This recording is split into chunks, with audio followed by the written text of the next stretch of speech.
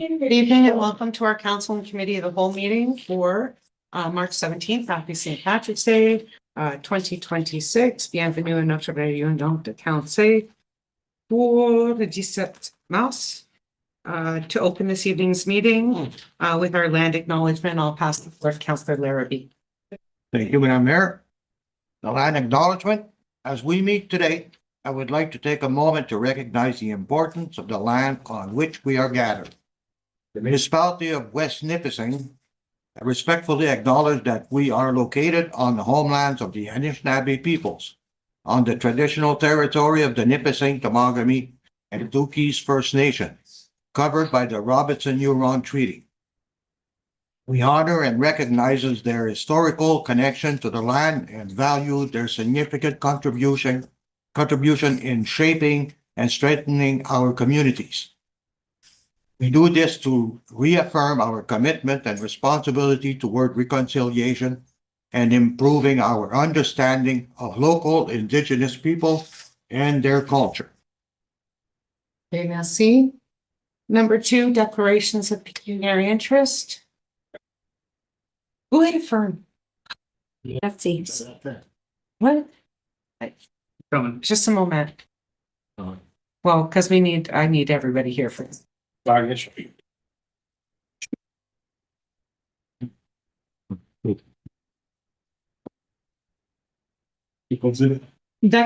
of pecuniary interest?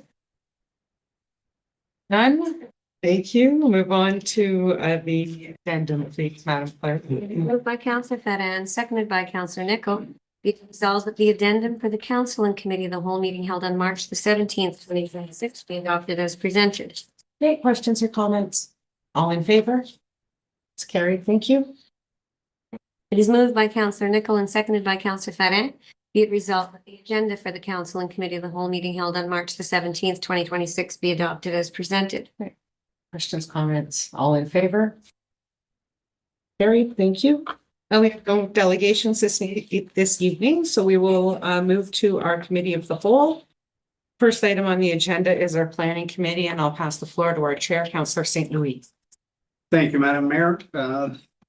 For Planning Committee, we have an item at 5.1.1, which is the official plan, agricultural changes. And I'll pass it to our CEO, Mr. Neil. Thank you, Mr. Chair. As you're all aware, we had an open house. Following that, had a special council meeting with regards to our official plan back in February. There were a few dates where this particular subject was discussed. Madam Miss Willock basically broke down the 4 main areas that you did make decisions on back on the 17th, but there were some outstanding requests, individual requests, I will say, from various residents across the municipality that Ms. Willock will give you a bit of a roll-up on in specific categories for discussion. So I pass the floor over to Ms. Willock. Thank you. Yes, as was said, at the last time we discussed the official plan, we talked about 4 kind of key areas that we were frequently hearing about through the open house and the special council meeting. What you have in front of you is a document with 13 areas where it was a site-specific request, generally from the one property owner. So looking for direction on each of those at this time. There are 2.5 that we discussed at the previous meeting. So they're just in here for information and making sure that this document is complete. Recommendations are to stick with council's previous decision but as it is, except for one property, which I believe is identified in number 5. I'll look for direction if you'd like to kind of go through each individually or still put up the comments. There, I think it'd be best if we go through each one and maybe has a comment or question. Move forward. Okay. Thank you. So number 1 is 580 Piquet Road. This is a request to pull out of the agricultural designation. You have the aerial in your report here. You can see that it is heavily farmed property because it's a part of the designation, and the concerns were mainly tied to what uses would be submitted, and many of those uses are permitted within the proposed agricultural designation. The recommendation is to keep it within this agricultural designation as we've proposed. Any questions or comments? Conseil Pellerin? Thank you, Mr. Chair. Then we spoke about that piece the last time. Through you, you can see kind of on the mapping you've got here. It was the properties to the west of that we discussed and pulled out. This would then be the property that's kind of the first property on cat that we in the nation. It was west of that and north of Piquet. Yes.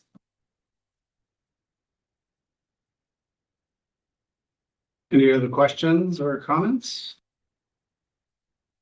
Conseil Larrivee? Thank you, Mr. Chair. If I'm not mistaken, there are some objections from the landowners to move forward with what's presented.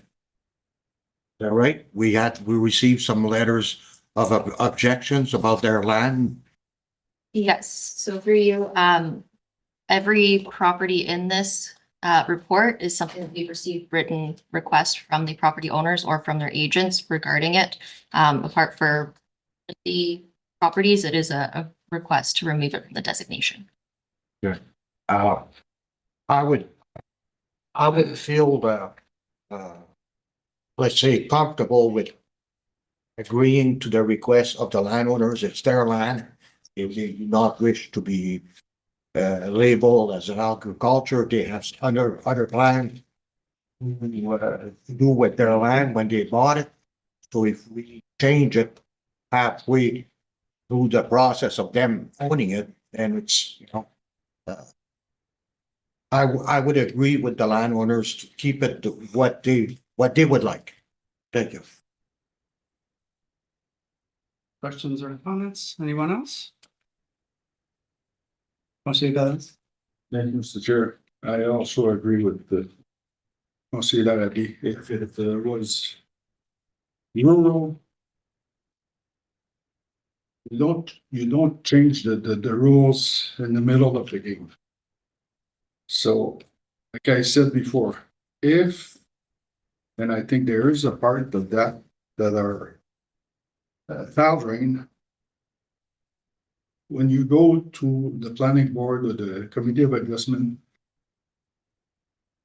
it's going to be on a case by case basis, and you're not going to allow a severance in the middle of a field. And those people too, they're not going to sever a piece in their field. So they're looking for a large piece of a bedrock or something like that to make a buck on it. So I agree entirely. Okay, thank you. Any other comments? Madam Mayor? Well, I mean, I would ask Ms. Willett to speak to the overall policy as far as the agricultural designation and the provincial policy statement, because these are not decisions that council or the municipality is making in a random fashion. This is direction from the province on how agricultural lands are meant to be protected over the long term. And if we pull these properties out, more than likely, based on the LEAR data, the recommendations of our Agricultural Advisory Committee, and the other information is when it goes to Municipal Affairs and Housing for approval, they will look at these maps, and if there are pockets of land that are pulled out from what should be identified as agriculture, they're not going to approve it anyway. So this, when we're looking at the agricultural policies here, this is not council saying, we want to do this, we want to do that. This is based on policy that comes down from the province as to what planning strategies are supposed to be used in municipalities to protect agricultural land for long-term use. And I don't know if you want to expound on that at all, but I think that, it's okay to say, well, any property owner who writes in and doesn't want to be part of it will take out. That's not going to work when we send the plan through the ministry, because we have to draft an official plan that is consistent with provincial policy. Yes. Thank you. I think Madam Mayor explained that very well. So in the current provincial planning statement, we are now required to use a systems approach. So where in our current official plan, we kind of have the donut holes throughout the agricultural designation, we're no longer able to do that. And that's kind of the concern with getting it approved by MMAH. Where there are properties on the fringe, I'll say, of the designation, we can certainly look at those. We certainly can't be looking at removing in the middle. I do recognize that this property, once we remove the lands to the west that were previously agreed upon, this will be a bit of a fringe property. With that said, further to a previous comment, when it comes to lot creation, the only frontage on this property is, you can see in the aerial, is actively being farmed. So to say that Committee of Adjustment would not support a lot creation in an active field, I don't know that this property would have lot creation potential regardless. And the agricultural designation that we are looking at does allow for agricultural related uses, on-farm diversified uses. So there is definitely some flexibility in the uses that will be available. We'll say let it. Thank you, Chair. I still would say that, I think the government should make the decision on, I'm here to represent the people. And if the people don't want it, we'll let the government make that decision on yes or no. So, as long as it's in the guidelines, I'd say just give what the people want, and the government could come back and say, MAH say, well, no, it doesn't fit. Well, then it's the government that enforces it on the citizen. Thank you, Mr. Chair. Through you, if we were to remove some of these from the agricultural designation, where we would create clear holes in the designation, and the provincial government comes back and says, look, as Councillor Larrabee mentioned, would that likely delay the whole process? That is correct.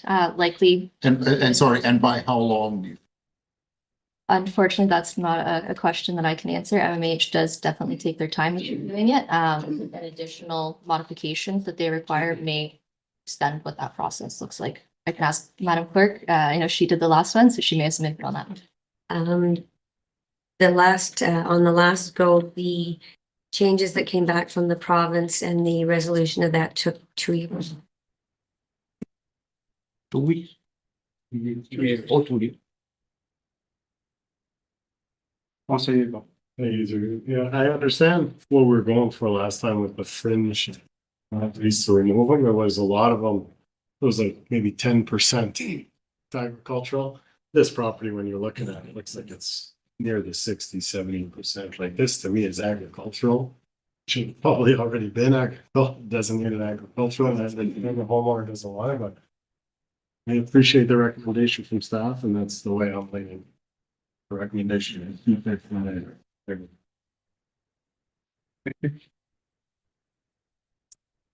Anyone else? So I'll just make one comment on this one, which all will affect the same as all the others.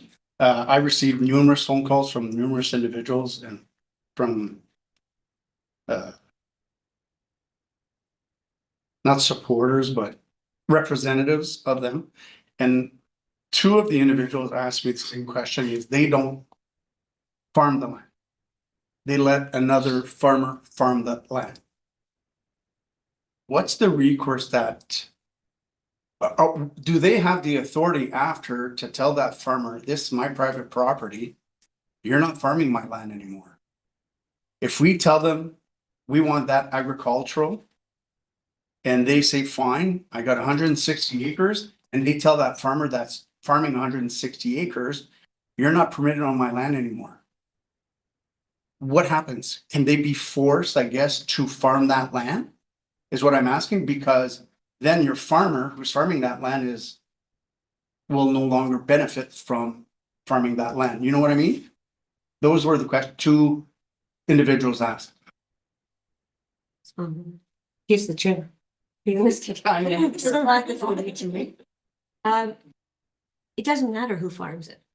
A lot of people rent out their land to farmers, but it doesn't make any difference. The agricultural designation doesn't change the land use. No, I know, By who? I understand that. What I'm saying is if I own land, 160 acres, and I'm letting a farmer farm it, right now it's rural, and I want to leave it rural.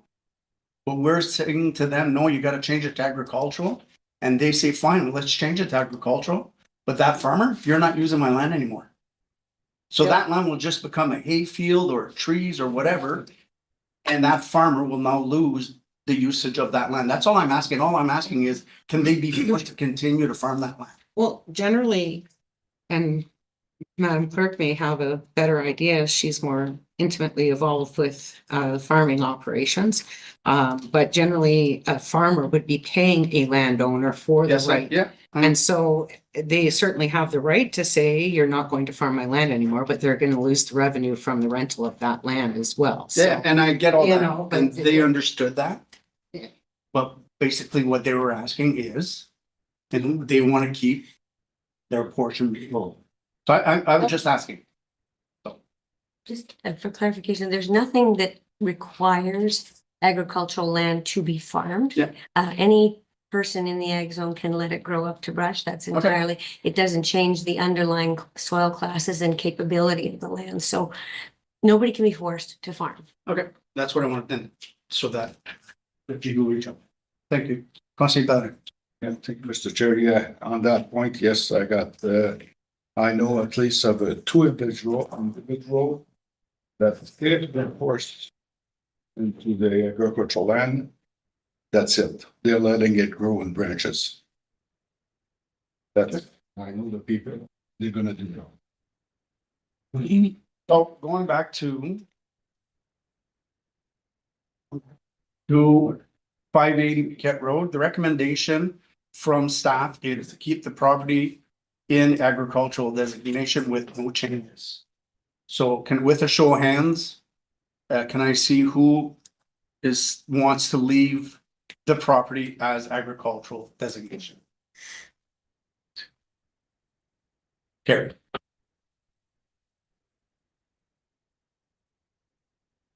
Thank you. The road? Yes, this is another property request from the property owner. As you can see on the map, this property is in exactly where the donut hole would be in the agricultural designation. And in order to align with the provincial requirement for using an agricultural systems approach, this property does need to remain in the agricultural system for us to be compliant with that. So the staff recommendation is to keep it in the agricultural designation as we proposed. Thank you. Questions or comments?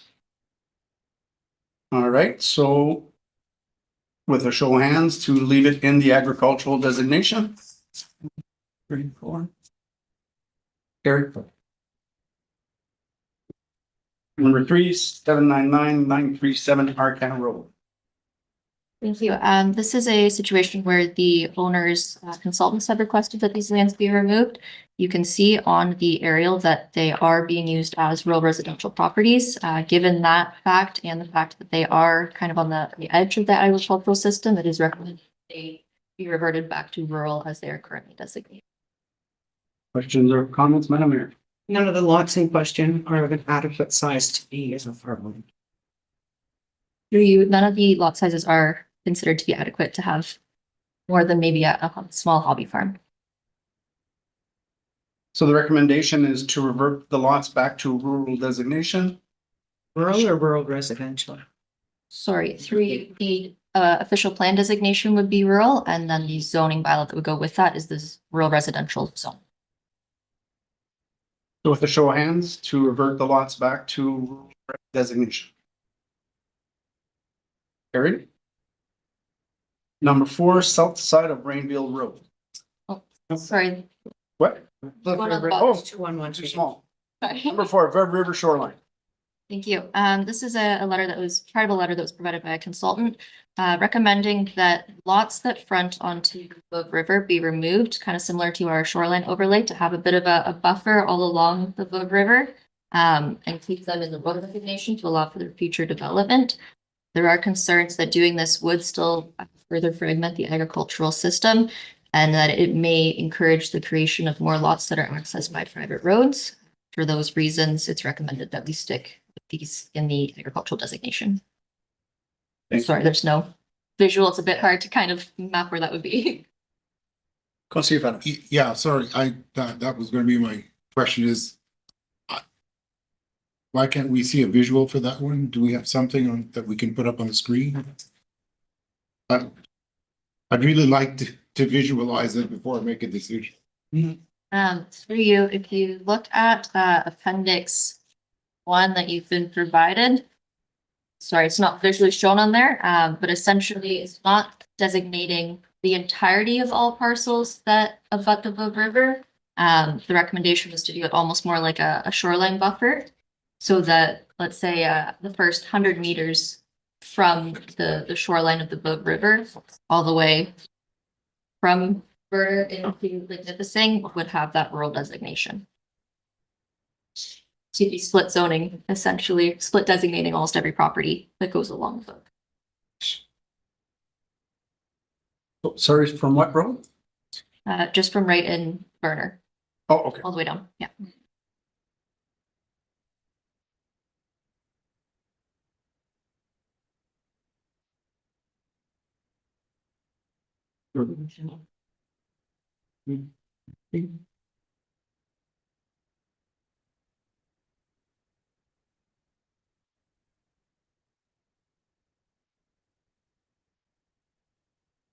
Councilor Fennel. Sorry, is this one creating a donut hole? That is another consideration with that as well. Is it creating a donut hole? Because it's on the border of the river, it's not necessarily guarantee that MMH would consider it that way, but it is certainly something that they may have a problem with, because then we do have that potential for development that's right up alongside all of this agricultural lands. Councilor Patrick. Thank you, Mr. Chair. This one makes absolutely no sense. From Verner to Lake Nipissing, it's going through prime agricultural land. There's no just distance, it's all the way. I know when I was on the planning board, somebody had tried to sever a piece like that off an ag property, which the neighbor had, and they went to, allowed it, and it went to appeal. The appeal was won from the agricultural committee. So, and now I don't know who's asking this, but from Verner to Lake Nipissing, most of them is prime agricultural land. It's all fields. And we just told somebody that's got 50 acres of bush, just told them no 30 seconds ago. I don't know where this one comes from. Any other questions or comments? Seeing none. So the recommendation from staff is to keep the properties in agricultural designations with no change required. So all in favor? Carried. Now we'll go to 5, south side of Rainbow Road. Thank you. This was also somewhat discussed at our last meeting. I'm sure you remember, we took south of Poirier Road out of the agricultural designation. And at that time, there was a discussion on if we should kind of keep moving that line further north. The concern with doing that is that these are active lands.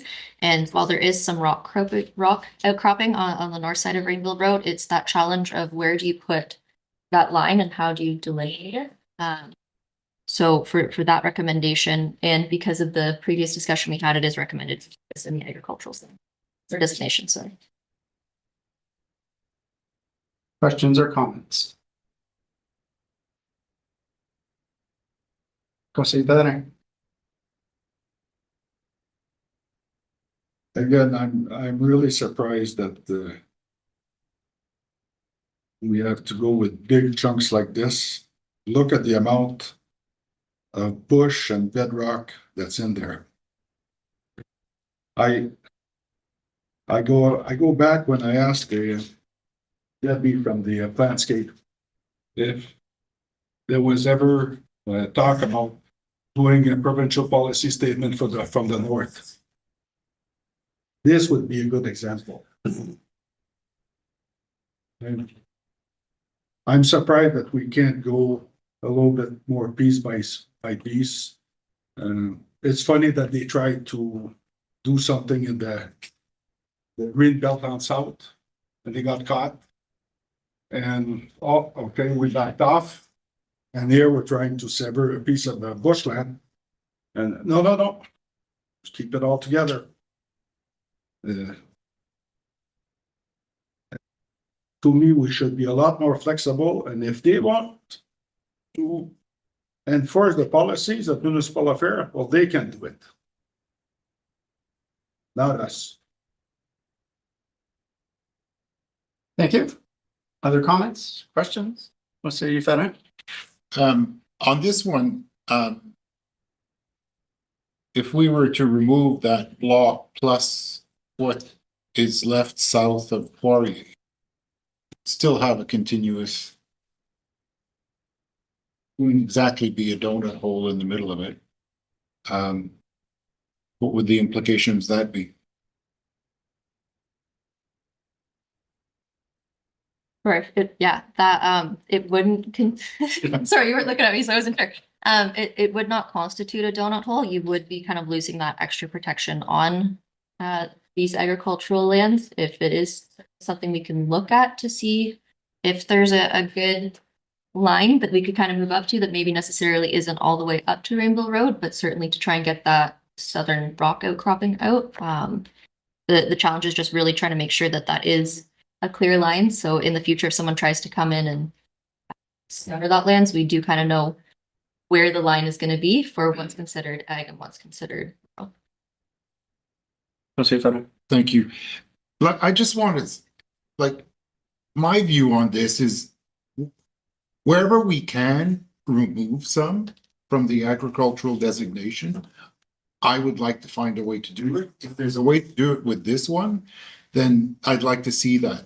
But I'm also pragmatic, and I'm also, I don't want to send anything to MMAH, which is just going to be sent back to us and delay this possibly into the next term for God knows how long.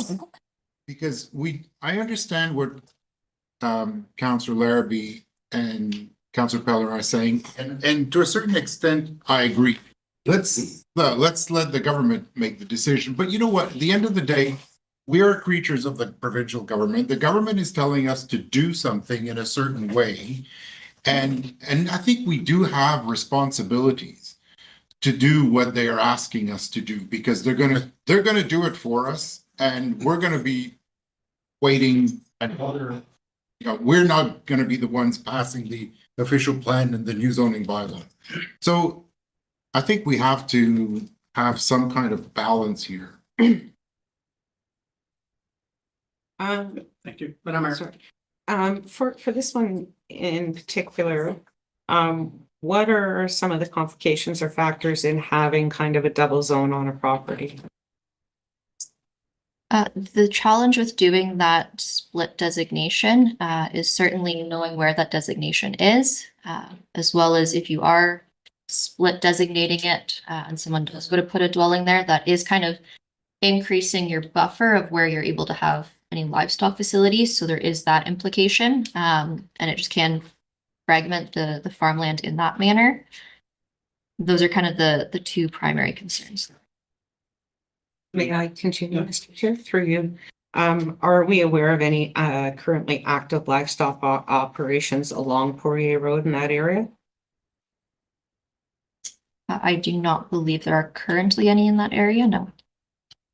So I would be in favor of a solution that protects the lands off of Rainville that are clearly currently farmed. But seeing that the corridor along Poirier is largely, there's very little land along the Poirier Road corridor. that looks particularly farmable. I don't know what the data is, but I would be in support of proposing something that split designated that, you know, within a certain kind of reasonable setback. So, you know, either 200, it's hard with Poirier Road because it was built by somebody who was very intoxicated. So, you know, it's one of those roads that's not straight, so it's hard to say, you know, 200 meters from the center line of the road. But, you know, if we could come up with a point where it would allow for rural residential lot creation along the road, the existing road frontage on Poirier Road, while still protecting kind of a development off the Rainville Road side. So, you know, allowing new lot creation on the south end, but protecting the agricultural. Do you know what I'm saying? Certainly, yes. So in the same way that was done at Canal Road. Yeah, for sure. Go ahead. Sorry, if I may, again, just as a off the top of my head alternative, if you look on the west side of where this box is, you see those there's kind of 3 lots in a row. I don't know if those are, Yes. yep. So not the Yes. not The the straight line. not the top line of the top lot, but kind of the next lot down. That makes any sense? The lot that's splitting the top one and the middle lot. No, sorry. Can you say that again? If you look at those, The illustration, the 3 white lots. yep. So if Okay. you've got your 3 white lots here, to look at the property line that's between the top and the middle lot. Yeah. If we took that across to that square lot that doesn't go all the way through to Rainville. And took that area. What about straight off Michelle Road? Like drawing a straight line off that road frontage at the south end of those, or is that not? That would be deep enough for for rural residential lots. Sorry, where are you speaking about? The bottom, the south of those 3 lots is a road frontage. It's a corner of Michelle and Highway 64 on the west side. So if the line went straight across from Michelle Road, it would give adequate lot depth, it looks like. It's definitely something we I could. think, Madam Mayor, now you're talking about Michelle Road, you'd be on the north side of Rainville Road. No, oh, I'm sorry. Yeah. We're discussing the south side of. Sorry. Rainville. It's very, I have it. okay, I see those lots, yeah. Oh, so you, Well, from what I can tell, Poirier Road, in a perfect world, would have followed the concession line. So that line, that thick red line is a concession line. Why can't we just do something like 50 meters north of said concession line? Or 100 meters north of concession line? Isn't that would keep it fairly simple. Correct. Instead of trying to follow the road. And Yeah, no, I definitely agree that it would not super be helpful to try and keep with the road. The challenge is to make that clear on our schedules that is 100 meters or 50 meters, what that distance is. And that's why I'm looking at seeing if we can almost line up with a property line nearby. So this is not going to be easy for anyone to see, but to do something like that. Sorry, I'm using purple pen on a not very helpful. But that's certainly, I think I know where we're looking at going with this. If everyone's kind of in agreement with kind of between that top and that middle property and going across there. Yeah, so I would say we propose that we adjust so that Poirier Road is open for rural residential lot development Rainville. as no, Poirier, the So north of north of Poirier, Poirier. north of Poirier Road. Yeah, we can, definitely- And however you yeah, and then, want to draw that line, just as long as it would generally meet the minimum lot depth for a rural residential property. So whether is that 200 feet? if I may, it was the direction to go more as only as deep as really necessary to permit lot development, or to try and more align it with kind of where that edge of that rock outcropping goes to. I personally think a little more towards the Rock Pop and myself. Mhm. Anyone else? Yeah. Okay, yeah. Okay, certainly we can bring that back in a future meeting where I can actually give you a visual to see what we're chatting about. So we'll have number 5 come back to us later. Number 6, Crosbyville. Thank you. So Crosby Road, we have received a request to leave Crosby Road in rural designation, primarily due to concerns with property value and restrictions on building a dwelling. I believe there is only maybe one property in this area that does have sufficient lot size to sever the property. And the agricultural designation does allow for residential development, so there really isn't any development restriction with that. Further, as you can see in the aerial, it is all surrounded by agricultural, so it is recommended that we keep it in that agricultural designation for consistency there. Questions or comments? Madam Mayor? Yeah, so it's just important to note that even if the designation changes on the properties that are currently shoreline resident, I'm assuming they're zoned shoreline residential. I would assume in this location. Yeah, the existing use is still legal, like it doesn't change the way people use their properties as it is right now, and it doesn't prevent a vacant lot from having a dwelling and an additional residential unit constructed. So the it doesn't actually change anything because you say these lots are too small to sever. That's correct, yes. Other questions? So for this one, the recommendation is to keep it agricultural with a show of hands, please. Carrie.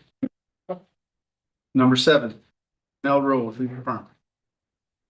Thank you. We did have an email provided by the owner and operator of Leisure Farms, identifying some concerns with the potential impacts to property value and sustainability of ongoing farm operations when they're restricted with lot creation. These lands were discussed at our last meeting that we discussed this, and it was decided to keep the agricultural designation as it was proposed at that time. So the recommendation is to keep with that previous discussion and not make any further changes in this area. Questions or comments? So we'll show of hands to leave it as is. As per the recommendation. This one I'm a little confused, like, is it the top one or the bottom one? That's as is. It's the top photo, right? That's as is. Well, the Right. yellow is the Yes. greenish is. Okay, yeah. The beige shows your agricultural designation. Sorry, I can see that'd be confusing. Red is showing the outline of the full extent of the properties that are kind of discussed in number 7. So they are split designated where the frontage is in a full designation. Yeah, I'm good. Okay, so show of hands to keep the properties in agricultural. Terry. Highway 17 in Goatsy. Thank you. This is a request from the property owner to remove the lands from the agricultural designation, citing that potential for future expansion here if Cache Bay were to expand, and only half the land being in production. This land is class 3 soils. You can see it is a fair distance from Cache Bay. When we were doing the official plan overview, you do have to consider if you have enough land available in your settlement areas for future expansion, and it was determined in the beginning of this project that we do not need to expand any of our settlement areas.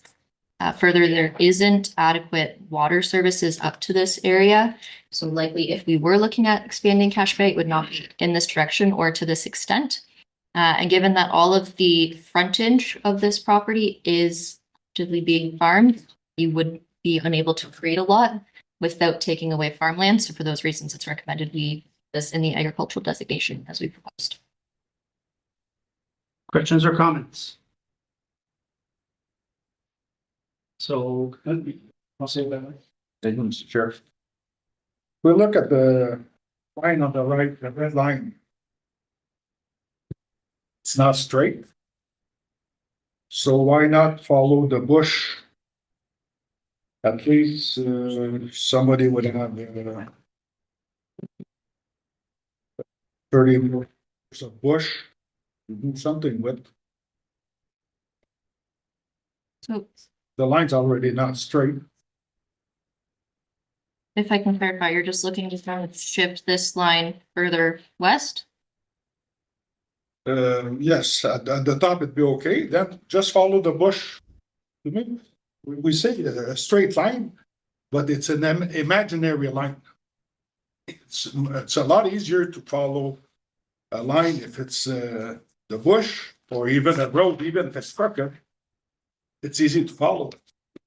Now we say we should follow an imaginary line in the middle of the bush. Where So- I think the logic is not If I may clarify, thank you. The line that you see there is on the rear property line of the properties to the east. And that property line does follow, there's a creek there. I believe it's the Little Cache Creek. So it doesn't really look like it, but it is following that property line and the creek there.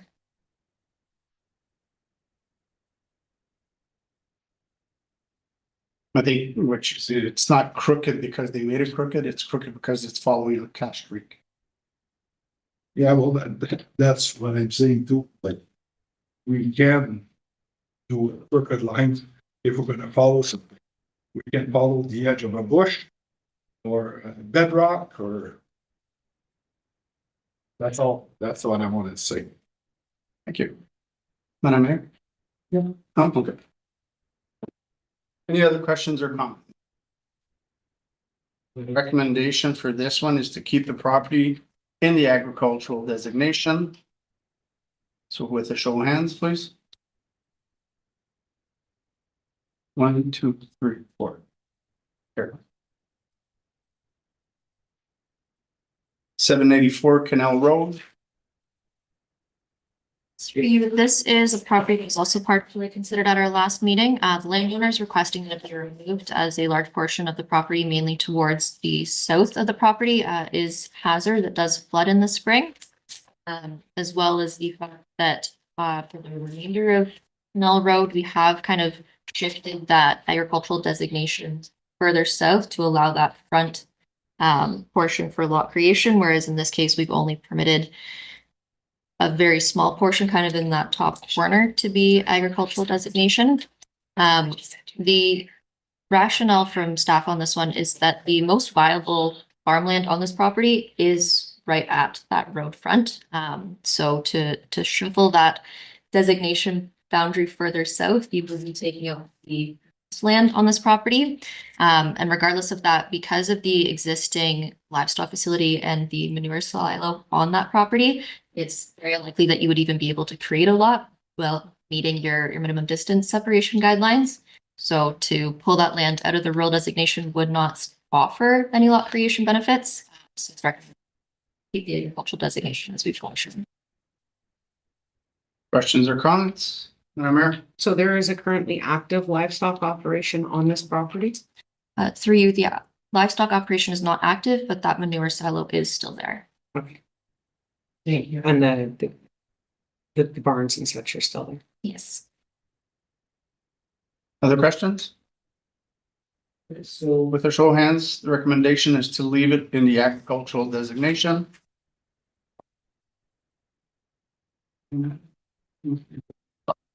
Carried. 10 Highway 17 in Kirkpatrick.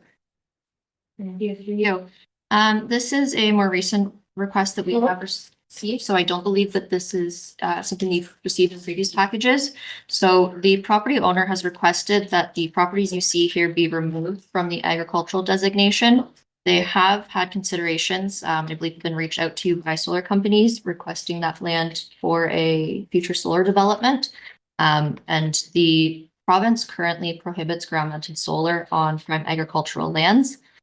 With that said, these properties were fairly recently tiled. They are class 3 soils. You can see in the aerial photo that they are actively being farmed. Also designated in OMAFA's LEAR as being potential or prime agricultural, which is why the Agricultural Advisory Committee added this block in later through the process. And if we were to remove these lands, we would completely split up what that block looks like. So you would have two very small blocks, which would go against the systems approach. And for those reasons, we are recommending that it remains agricultural, especially when there isn't any concrete plans at this time. They would still have to go through the procurement process, get that award for solar development. Thank you. Madam Mayor? Do we know why the province is not in favor of permitting?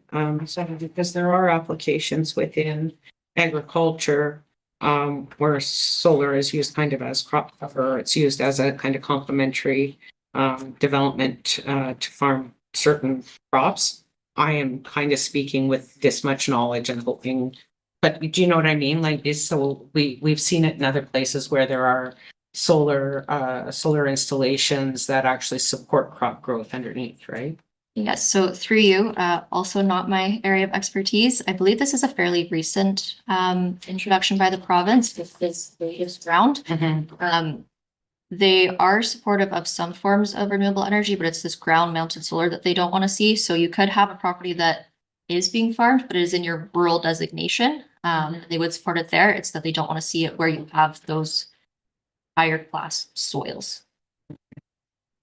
I'd have to do more research to give you a fancier answer on that one. Just because, I mean, it's good economic development opportunities there, but I don't know enough about it to comment that much more. Okay, thank you. Any other questions? So with the show of hands, to keep the agricultural designation. Carried. 272, 48.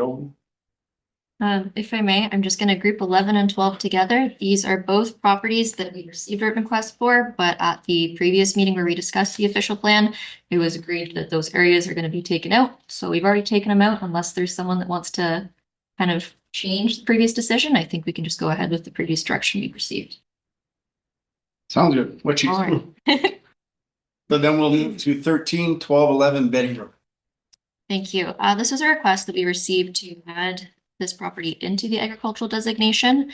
This request was not asked by the property owner. So with that in mind, it is generally best practice that you don't put a more stringent designation on someone's property because someone else asked for it. And this property was considered by the Agricultural Advisory Committee, was making their recommendation. And this is where they decided to draw that line of where the agricultural designation would be. For those reasons, we're recommending that it does remain rural.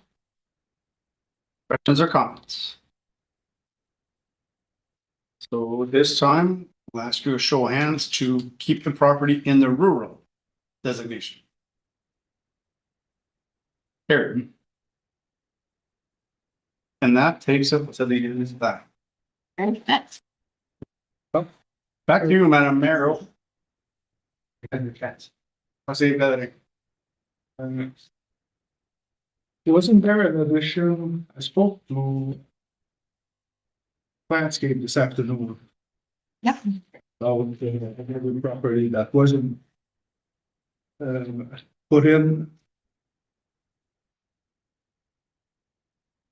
I took into account that when we had the last open meeting, that some people just talked to her and then talked to Samantha. So did you get all the info from Landscape? We did. The property that you're referring to, we didn't receive any written request on it. We can certainly discuss it now if you'd like to, but there was kind of that informal discussion, but there wasn't anything formally on paper requesting it. So that's why this wasn't included in this. With that said, the property that you are speaking of, would you be able to pull up a map? Thank you. It is on Rainbow Road, just west of La Plage. It is currently split designated. It's got a kind of funky boundary on the current designation, and we're proposing to put it fully into the agricultural designation.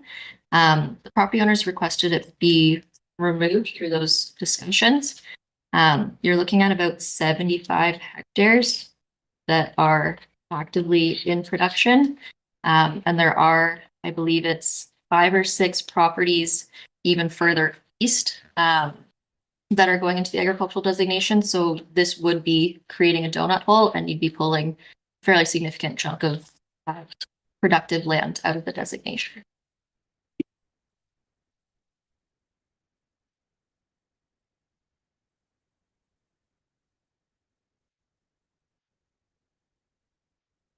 to go back to the open house, like the individual made the requests at the employee of the landscape. Hmm. Which I thought was the same as doing it with you. And obviously it's not. So the other people fell to the cracks, because I know of this one because I dealt with the guy, I went to see his property, I was involved. So did we miss other people that don't know about it? Because I talked to Debbie of Planscape this afternoon and she was not aware of the meeting tonight. So So if I may, we did have that comment response summary table from the open house, and I did take a look after we had a quick discussion about this property this afternoon. This was the only one that was in that open house that was a kind of face-to-face conversation that didn't then follow up with the letter as well. So every other discussion that was had, just an oral discussion, kind of double dipped and also wrote a written response. So these have all been covered. okay, Is there a street address on that property? It's no. Okay. It's adjacent to 101 either.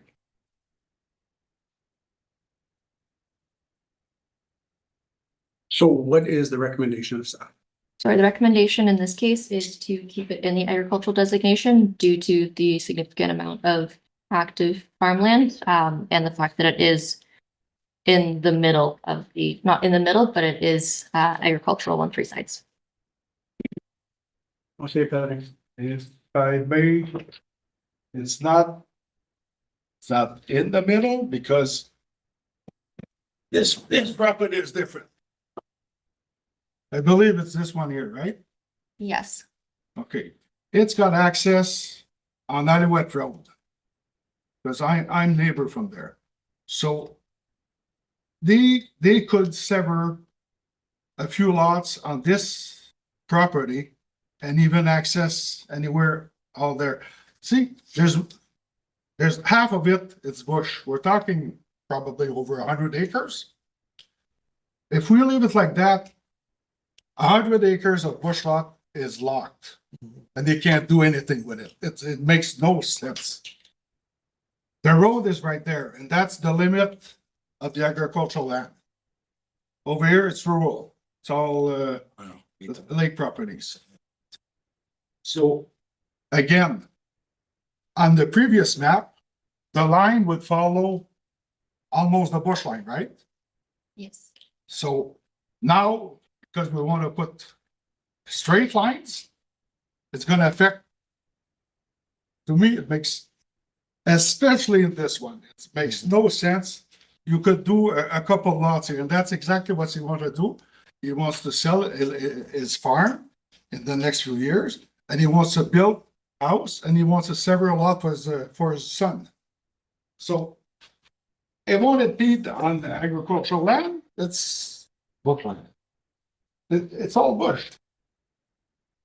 Do we actually have a written request from this resident for consideration for this, or? We don't, because we went to a landscape, which were here, which we thought they were the lead. So if I may, can we then just bring this back at another meeting, like we're gonna bring back the other one? And if they provide something in writing, then we will deal with it at that time. We certainly can.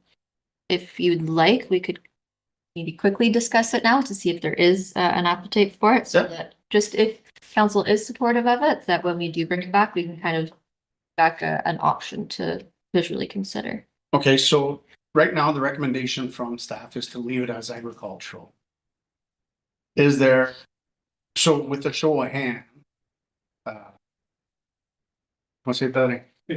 Just before we go there, I want to make sure that all the counselors have a good idea of what I'm talking about, exactly where the line is. And I think we do. I Okay. think we do. No.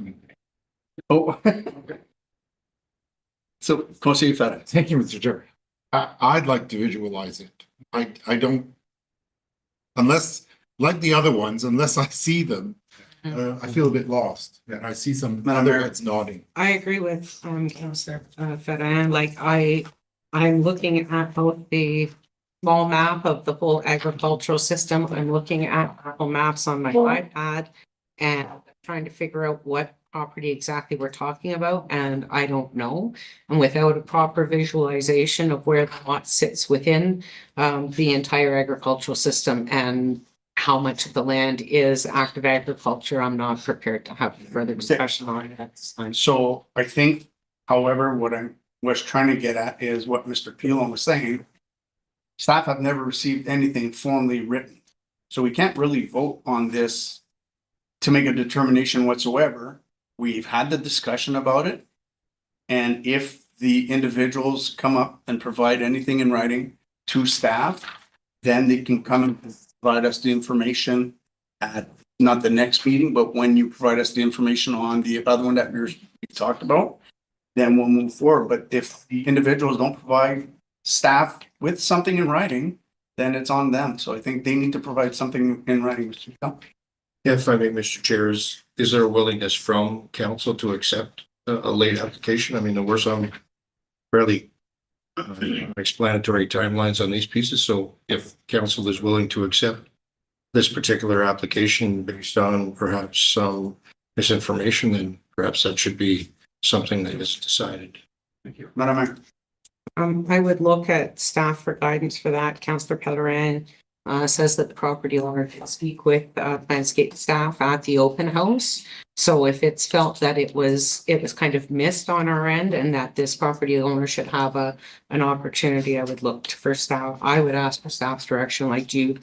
If the person was in attendance and did have a conversation and it just didn't get recorded, then I would hope that we would give him an opportunity to be heard.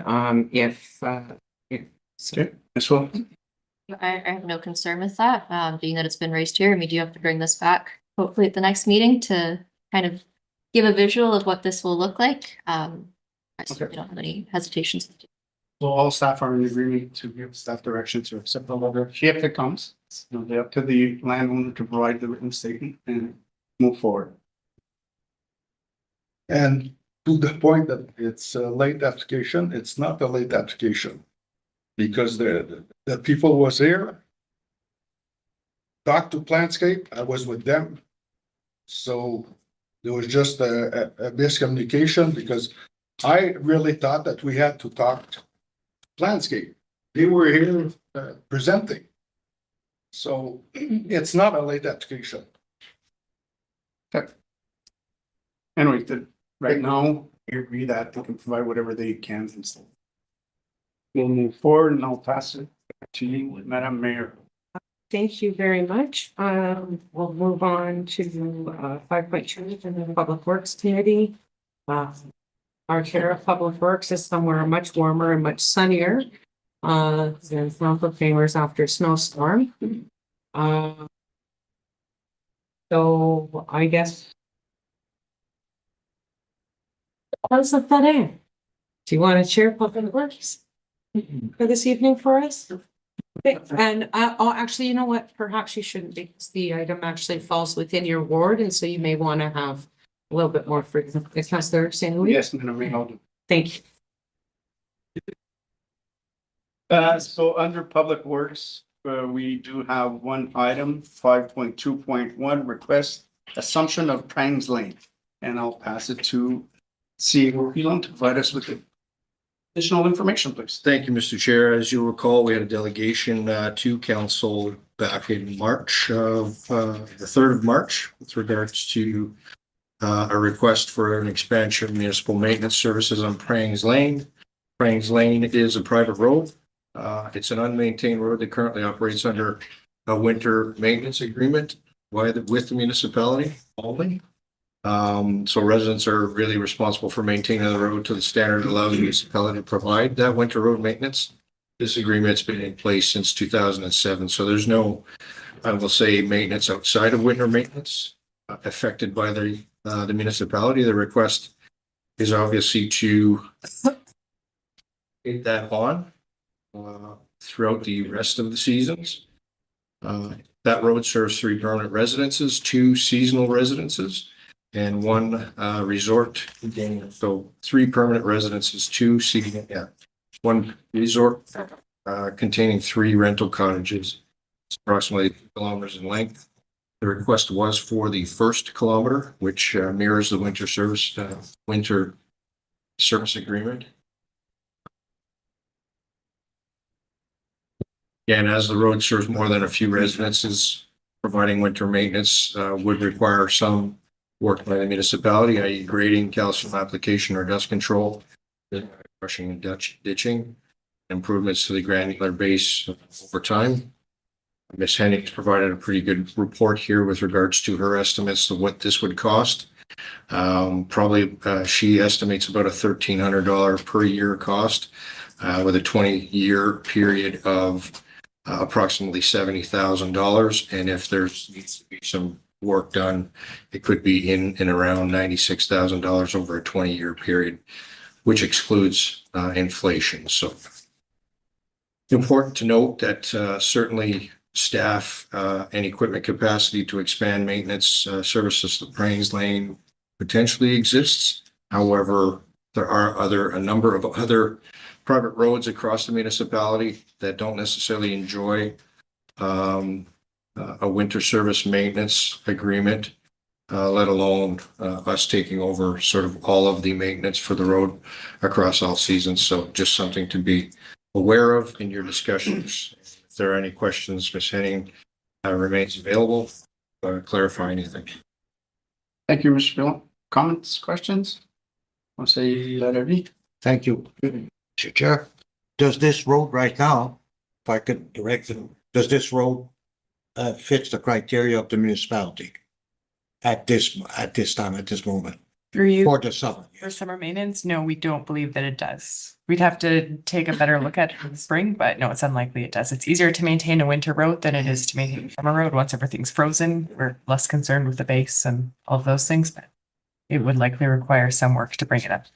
If I may, I know that we had a policy that the road needs to be brought to the municipal standard prior to the municipality taking over. So I would suggest that in the springtime, they have a look at it.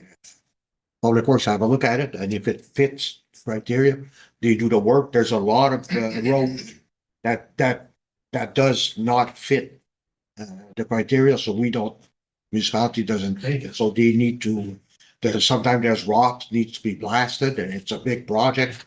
So if they're willing to bring it to standard, then we could entertain taking it. But at this time, that's it. Thank you. Want to say that? I don't know if I don't think the people who were asking that. It was Mr. Chiquette, and Mm-hmm.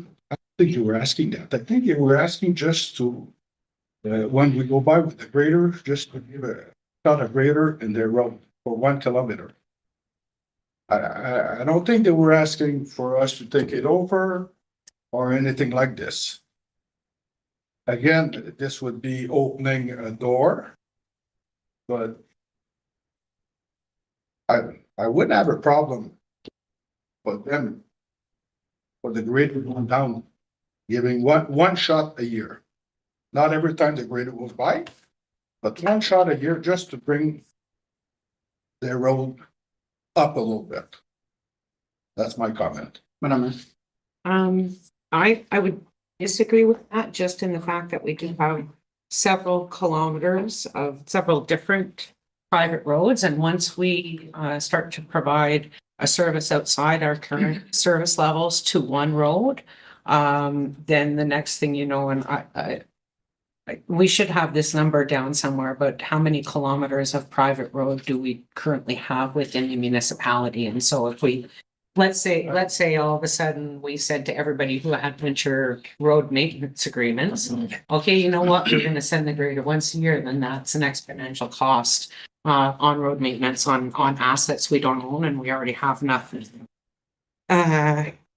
enough trouble keeping up with the assets that we do own. So if they've come and they ask, but then if we say yes, then the next group of residents who live on a private road say, well, can you grade our road too? Can you grade our road too? And all of a sudden we come from not being responsible for these private roads to now providing grade on 20, 30, 40, 60 kilometers of private roads. And every time somebody asks, we have to say yes because we said yes. And so it's just, I would worry about setting a precedent.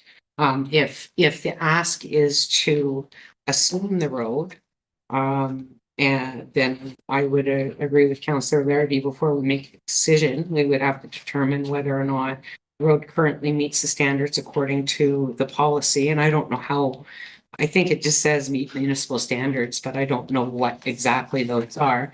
And have it communicated to the resident, yes, it does meet the standards. No, it doesn't. And this is the work that you'd have to do before we would even consider it, or we would agree.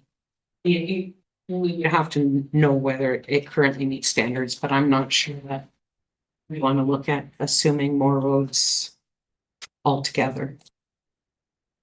Thank you, Madam Mayor. Councillor Nichol? Thank you, Mr. Chair. For me, it's a no, because right now we currently have municipal roads like Pike Lake Road that we have to figure out this winter maintenance agreements for. So I think to take on new service commitments is probably not the best time. And I think we need to see that list of roads to come back in the next few months and go from there, maybe. I'm currently working on that. Thank you. Councillor Larrabee? Thank you again, Mr. Chair. I agree with Councillor Nicole and also the mayor. That's when it's hard on the equipment. You have rocks. If it's not to standard, you have rocks that's not blasted and you break the blades. So that's where you have a challenge.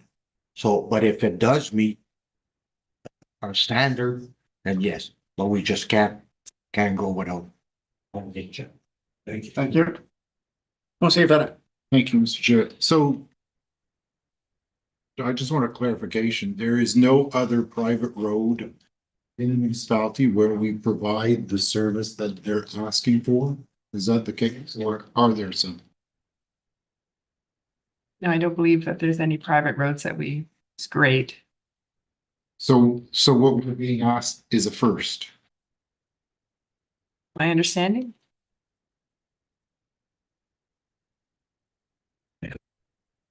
That's the understanding that. I would say that none of us have a long enough history to know whether it's a, spending's been 2.5, I think.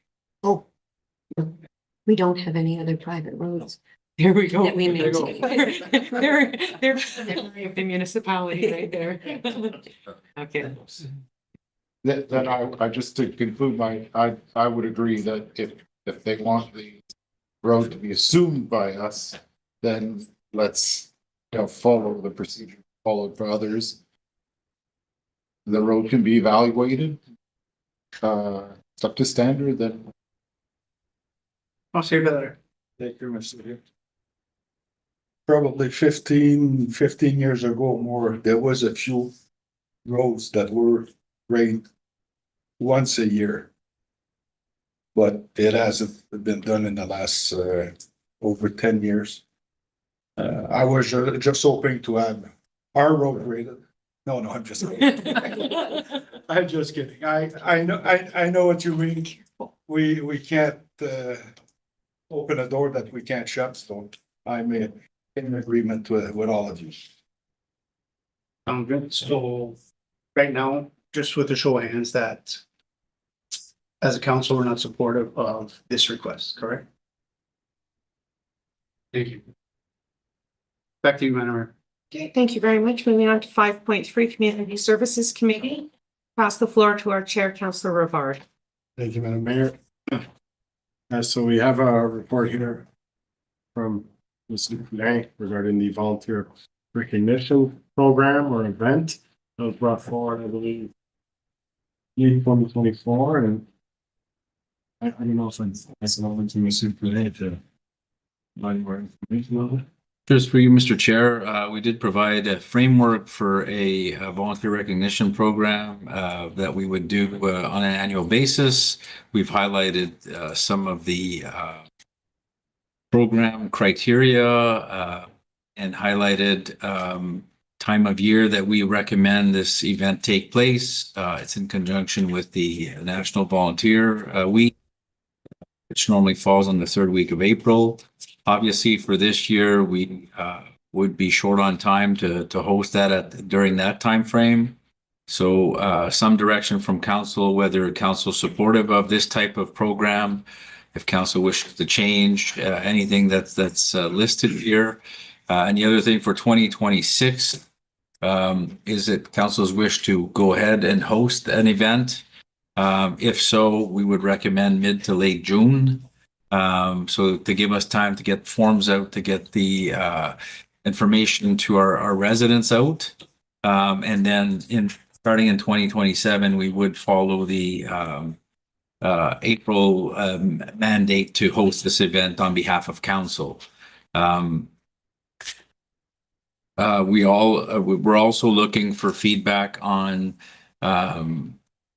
criteria or adding number of volunteers. We're just looking for council's direction. Like I said, we're providing council with a framework to look at some type of volunteer recognition program as requested of staff, and I'll let the discussion and the questions flow from there, Mr. Chair. Thank you. So I'll open up the floor to any questions or comments regarding what was provided, or if you guys have any additional ideas. Councillor Larrabee. Thank you, Mr. Chair. I do talk with volunteers, and this is one thing that they keep mentioning to me is there's a lack of recognition. They do beautiful work, great work, and but there's no recognition. Some even said if we could have a plaque and put their names on, you know, just to show that municipality appreciates all the work that they do. So I would definitely suggest support having an event during the year to show our appreciation of all the good work. Thank you.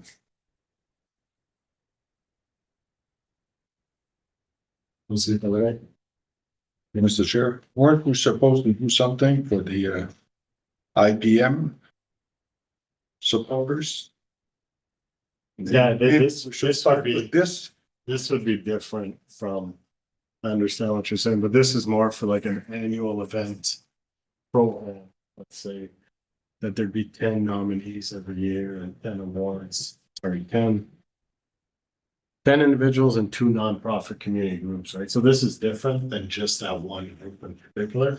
Say this was in place, maybe when the IPM was done, it would have been perfect. Been able to do so, but that, I think that's a different discussion. But did you have anything to say, by the way? No, I was just gonna say it was unfortunate because the IPM was a great event and it would not have happened without the hundreds and hundreds of volunteers, but between COVID and the unfortunate circumstances, otherwise, after the IPM, it was impossible for it to happen, but this is a way to recognize many of the people who are involved in IPM. They are the people who are involved in volunteering in other organizations throughout the community now. So, you know, I just think it's a great way to recognize the spirit of volunteers. Thanks. So yeah, I guess the few questions would be if this is a good basis for this year, and then also can we do it this year? Because Ms. Upene, from my understanding, it's too late for Volunteer Appreciation Week this year.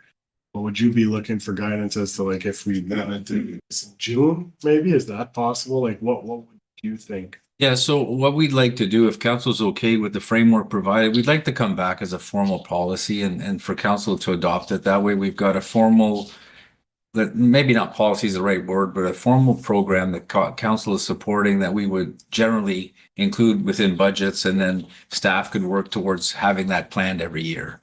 Nominations would open, so at the same time, and we'd have our forms ready. So it'd just be year over year. That being said, for this year, because Volunteer Appreciation or National Volunteer Week is the 3rd week of April, it would be nearly impossible for us to have our forms, everything on our website, promote the program and have everything done for them. So we figure 2.5, 3 months would suffice to get the committee together, get nominations in and select the nominees that will be recognized this year. We think we can do a good job at getting this event off the ground mid to late June this year, if council wishes to proceed with an event. Thank you, Madam Mayor. Mr. Chair, so you would come back at the next meeting or 2 meetings from now. Would it be possible to have Councillor Robart, who's our Chair of Community Service, and potentially one other member of council, you and staff, just to Absolutely. kind of develop that concept to bring back to council to make sure it really reflects kind of, I think what council would want to see it look like. Do I have any other volunteers? Okay, so would that be okay with you, Councillor Robart? Do you have time to take that on right now? Yeah, voluntold, I love that. No, I'm all for it, yeah. No, this is something that I brought up a while ago and I feel pretty strongly about it, so I like the idea. Yeah. So, You need help, I'll help. I would propose that Councillor Robart and Councillor Nicol, meet with you and your community Awesome. services staff and just help to put that proposal together to come back to council for, and that way there's a little bit of council's voice in the preparation, the planning and the development of what that concept looks like. Yeah, that makes sense. We wouldn't want to really give some sort of timeline that we're or just by a show of hands, who would like to see, if possible, an event this year? Okay, that's nice. And then just before moving on, there were 2 little things that I thought were great there that would kind of be added. I know we had spoken about it at the early stages where it'd be like I believe they do that on the OPP line of work. There are like 5 years, 10 years, 15 years of volunteers just always active in the community. There would be like a special kind of recognition for them. It doesn't necessarily have to be nominated or whatnot, but I do understand it becomes difficult with how many volunteers we have, but that would be something that's pretty neat. If we do like 10 years, 20 years, 30 years, that shows that they're pretty important to our community and just a very small thing that we can do, try and keep track of. But maybe that would be a nomination as well. And the other one that I saw was, I know the Township of Calendar do it and a lot of groups do it, is kind of on their socials, like a volunteer highlight, or I forget what else they call it, volunteer spotlight. Groups would submit their kind of volunteer group, just a brief explanation of who they are, what they do, why they're so valuable to their group, why they're valuable to the community. And it's just a simple thing that the Township of Calendar, I know Chisholm do it as well. They just put it on their socials, and it's a nice way to appreciate someone, very low cost. I think that would be worth what it costs, and that's just an idea. Yeah, okay. Councilor. Thank you, Mr. Chair. Also, you would need feedback from every ward because you got volunteers in every community. So that would be all of council's input into this. If you want to recognize all the volunteers in West Davidson. Yeah, but I believe based on the recommendation, it's kind of leave it up to the groups to nominate their volunteers. So then it can be anyone from any ward. 1 year, it may just be all from, the year of the IPM would have maybe been all of them. Let's say, but that's the idea, is that I don't believe we'd be choosing. You don't want to be recognizing all of the volunteers, just a group, you're saying? Based on the recommendation, it's like they would nominate someone. And then based on nominations, it would get spread around the 10 individuals in 2 different groups. It kind of takes your hands off a little bit and helps the groups nominate who they feel validly help out their groups, but. So a group from Munnetville could send something in? Yeah. Okay. Yeah, that's it. Yeah. All right, well, that's all the direction we have for now. Yeah, thank you. We'll come back with a more formal proposal based on what's presented today and possibly some small changes, but yeah. Perfect. Thank you very much. We'll move on to 5.4 Sewer and Water Committee. I'll pass the chair to our chair, Councillor Pellerin. Thank you, Madam Mayor. Yes, I see here that we have the pilot program being installed, so I pass it on to Mr. Pilon. Yes, thank you, Mr. Chair, and as directed, this is staff coming good on your request as a council to implement a bit of a pilot program project within the municipality of Verna by choosing a handful of homes that have traditionally had some issues with water quality and installing a filter project or filter system.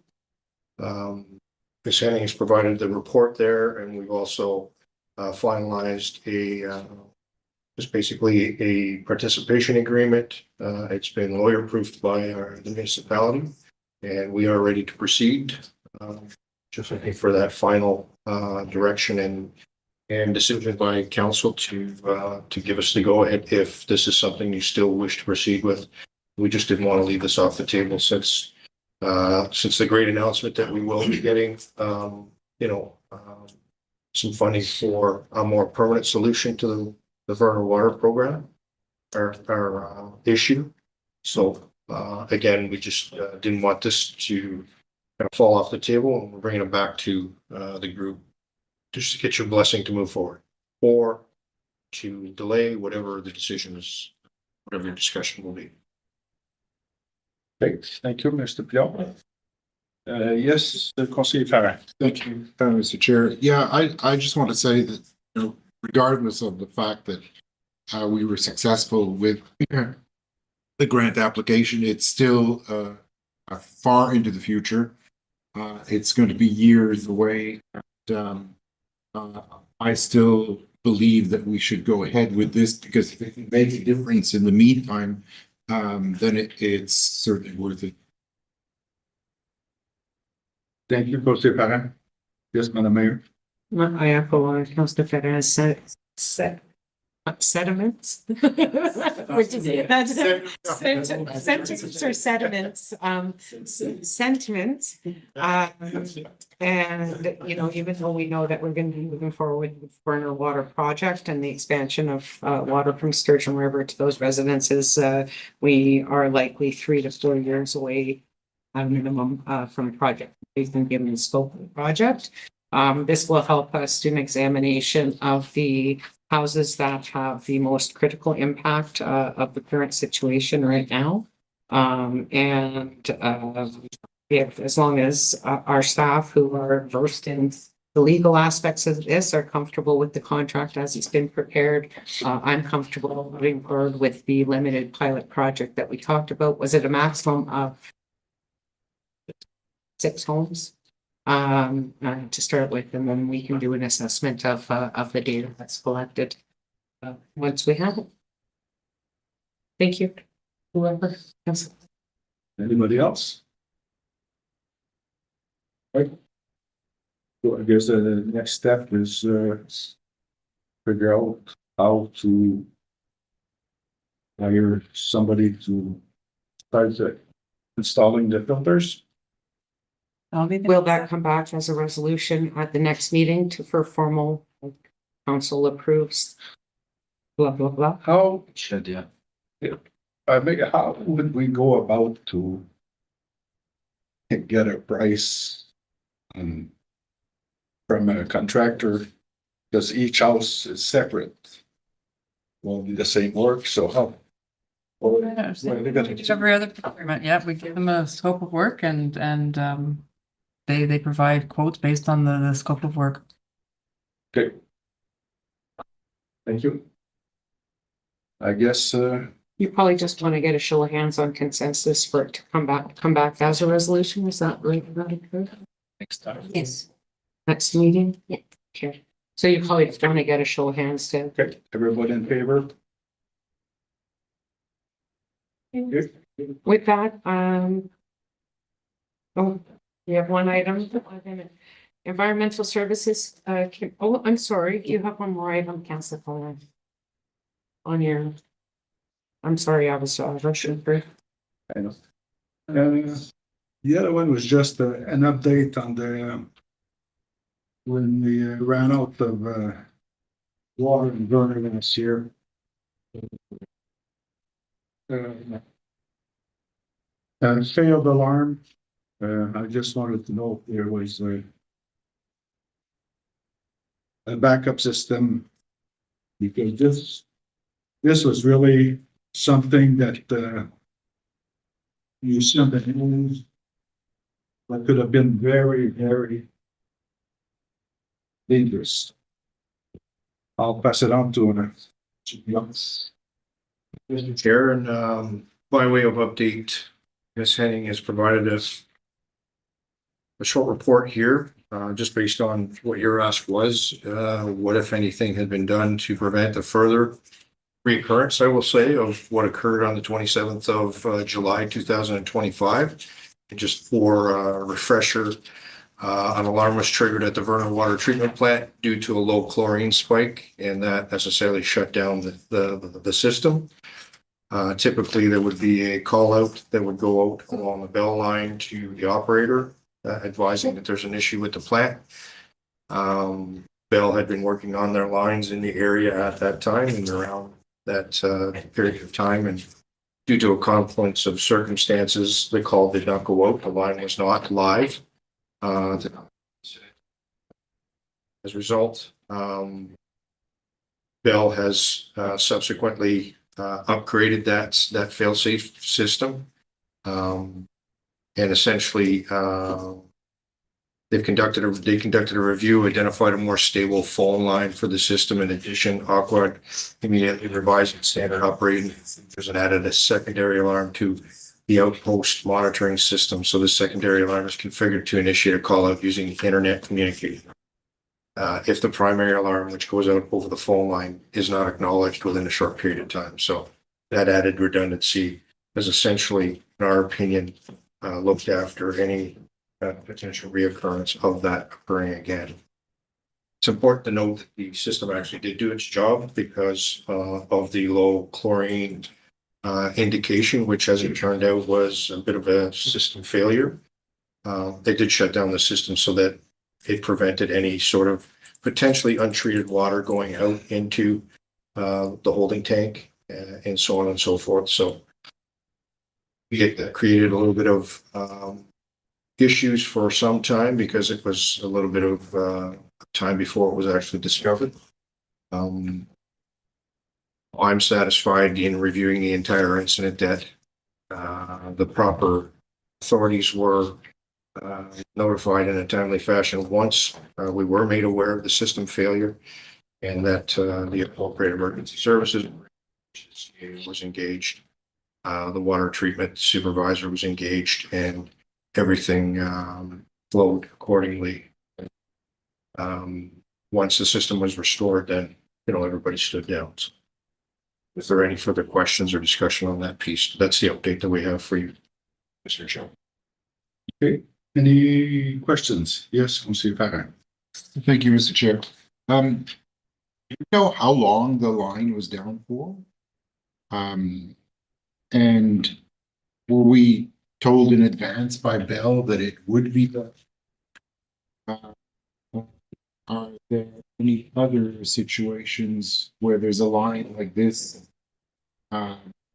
where this could happen also elsewhere in the system, not just in Vernon? That was one of my questions. To answer your question, the water went down on the Friday night, and we were notified, or I notified Sturgeon Sunday, because people were starting to call me about no water at our taps. So I thought, okay, just with all the water issue in Vernon, so okay. But I kept getting calls, so I called Sturgeon, and nobody was aware. So on the Monday, stopped back in Vernon, the treatment plant, and that's where the guys that do the treatment plant told me that the alarm went off Friday night, but we didn't get it. And they just found out when people started calling me. the tank was completely empty. And it was still empty on Monday. So if we would have had a fire, there was nothing in the fire hydrant. The plant couldn't keep up even on Monday. So it was a really serious situation. I wanted to repeat. And that was my question too, does Sturgeon have secondary, because it happened in Vernon, the plant's been there 50 years and it never happened, so you never know. So do we have a secondary plant in Sturgeon? If I may, Mr. Chair, just to correct any fallacies here, according to the report and the water treatment supervisor, as of 9:11 a.m. on Monday, July 28th, the tower was still at 30%, indicating that there was enough for fire suppression. Now, the chief was made aware, and he was aware and had all of the contingencies in place at that time. I believe there was, a message that went out from the previous CAO that basically debunked a news article about the actual circumstances surrounding the loss of or this whole incident. So just want to reassure you that we have a minute by minute account here from the water supervisor, basically indicating all of the actions that were taken, how those issues were all mitigated, and we were prepared from the get-go once we were aware that there was an issue. Yes, the plant bumped at, on the Friday night at 9 p.m. Unfortunately, we had no idea that the line was down, that the system was not functioning. And that since then, also as a contingency, water plant operators actually go and do a check-in on the Saturday night of every weekend, even though they don't have to. They do continue to just go in and do a quick check-in to make sure that the plant is operating appropriately, to also mitigate any further issues of, a 48-hour period going by until we get a couple of residents saying that there's either no water or low water pressure, whatever the case may be. So that is also being implemented as well at the Vernon Water Treatment Plant. And I will leave some comments to Ms. Henning with regards to what's going on in Sturgeon and any other information you'd like to add. We have redundancy in Sturgeon as well. So yes, this caused us to review all of our systems, and we've made sure that this won't happen in Sturgeon or Vernon. Again, it's unfortunate, but what is fortunate, as Mr. Pilon said, is that untreated water did not go to the residents, which would have been the worst case scenario. So Thank you. Yes, Jose Parra. Thank you, Mr. Chair. Can I ask? I did ask two questions. So my two questions, well, three questions, one was answered. The first one was, how long was the Bell line down for in total? And secondly, did they advise us in advance that they were going to be doing some work on the line? My information, if I may, through you, Mr. Chair, is that Bell had no awareness that the line was down. So they only were notified, or I believe it was us that notified Bell that there was an issue with the line. Bell was working on the line, but they didn't know that the line had gone down through their work on it. Your other question was? That was Okay. that were we told in advance that they were doing work on the line? Yes, no. Yes, we knew they were doing work on the Oh, line. we knew they were doing work on the line.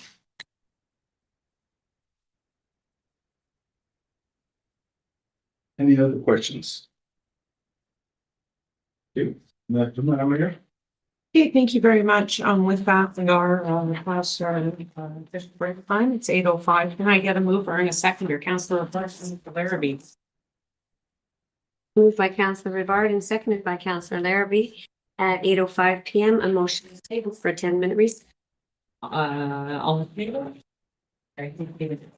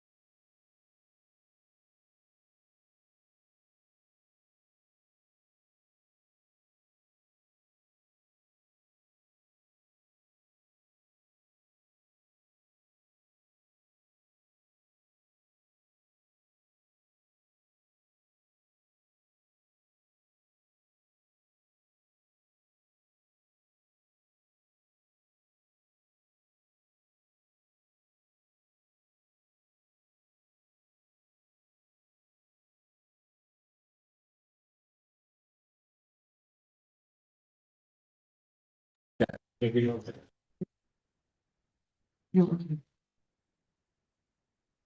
good evening. Welcome back. We're just returning off of our brief intermission. We're moving on to item number 6, which is our regular meeting items. Sorry, 5.5. my bad. 5.5 Environmental Services Committee. Pass the chair to Councillor Nicole. Thank you. And there's an agenda request from Councillor Larrabee about garbage disposal. And then there's a follow-up memo from Ms. Henning, which indicates clearly that the garbage is from a non-resident. But I will open the floor to see if either of you have anything to add. Oh, Councillor Larrabee. Thank you. Madam Chair. So years ago, I'm talking 2018, maybe even farther back. There was an issue on the 805. There's lodges and there's also private camp owners, but private camp owners bring their garbage back home. But it's the lodges that had a problem, and there is a dump in Freeman Township, but they don't open that road in the wintertime. It's too costly. So they had asked if we could accommodate them when they do come down through River Valley to go do their shopping on weekly basis or 2 weeks.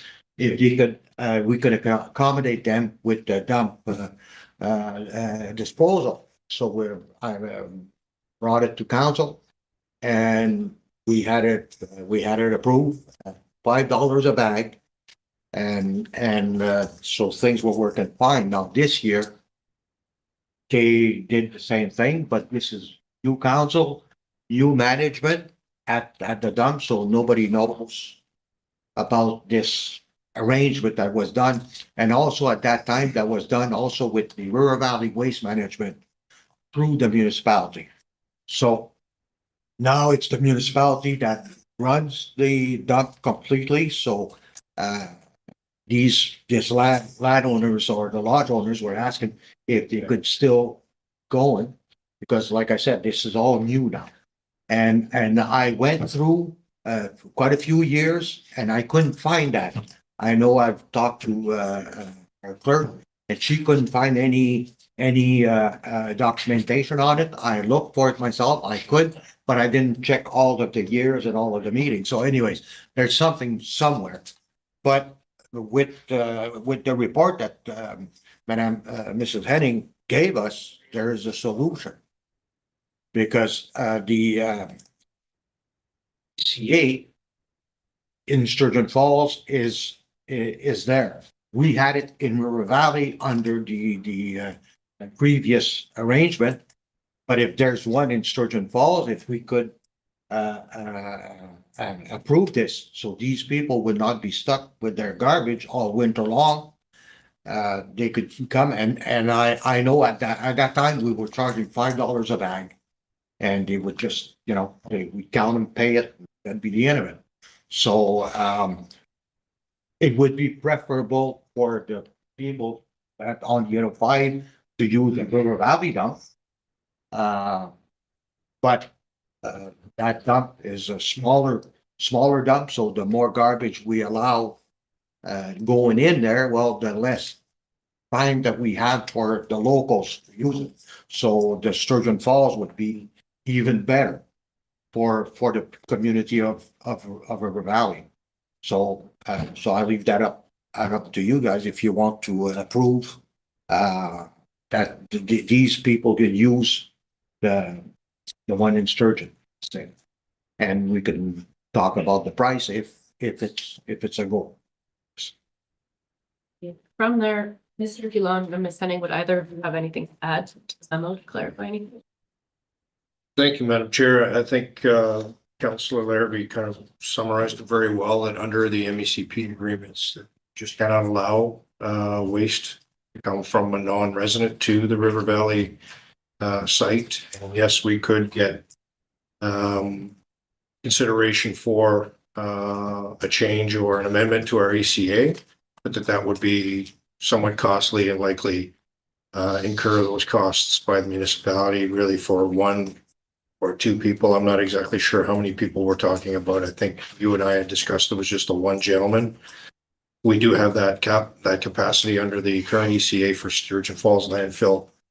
It would just be, essentially, again, as you stated, is this something the council would be approved, or would have approval for? And if so,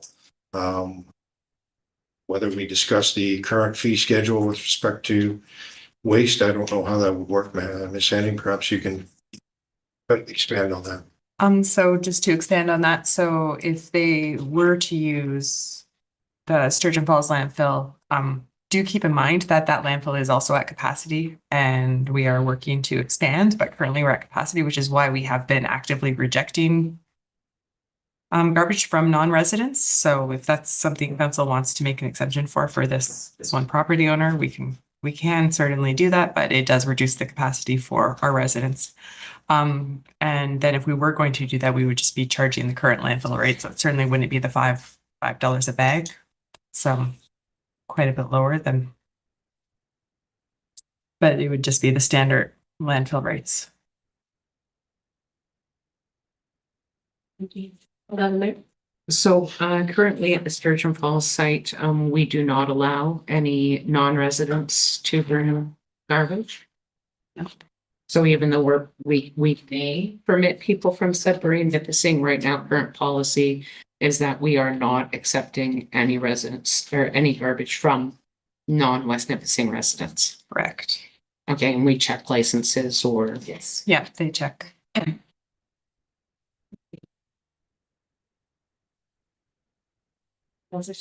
Thank you, through the Madam Chair. I have no concerns with the one resident or one lodge owner going to Sturgeon Falls, as long as they pay the same rates that every other resident in West Nipissing pays. And if it's one lodge owner, however, if it's 2, 3, 4, 5, and it starts going up and up, then that's a different story. But if there's only one that's asked, I have no concerns. Councilor Pellerin? Thank you, Madam Chair. I don't have a problem either because the guys are stuck at, it's just for the winter time, like we import toxic waste from past Sudbury. I think we can do a favor for one of our neighbors in River Valley. Thank you. Any other questions or comments? Councilor Larry? Thank you, Madam Chair.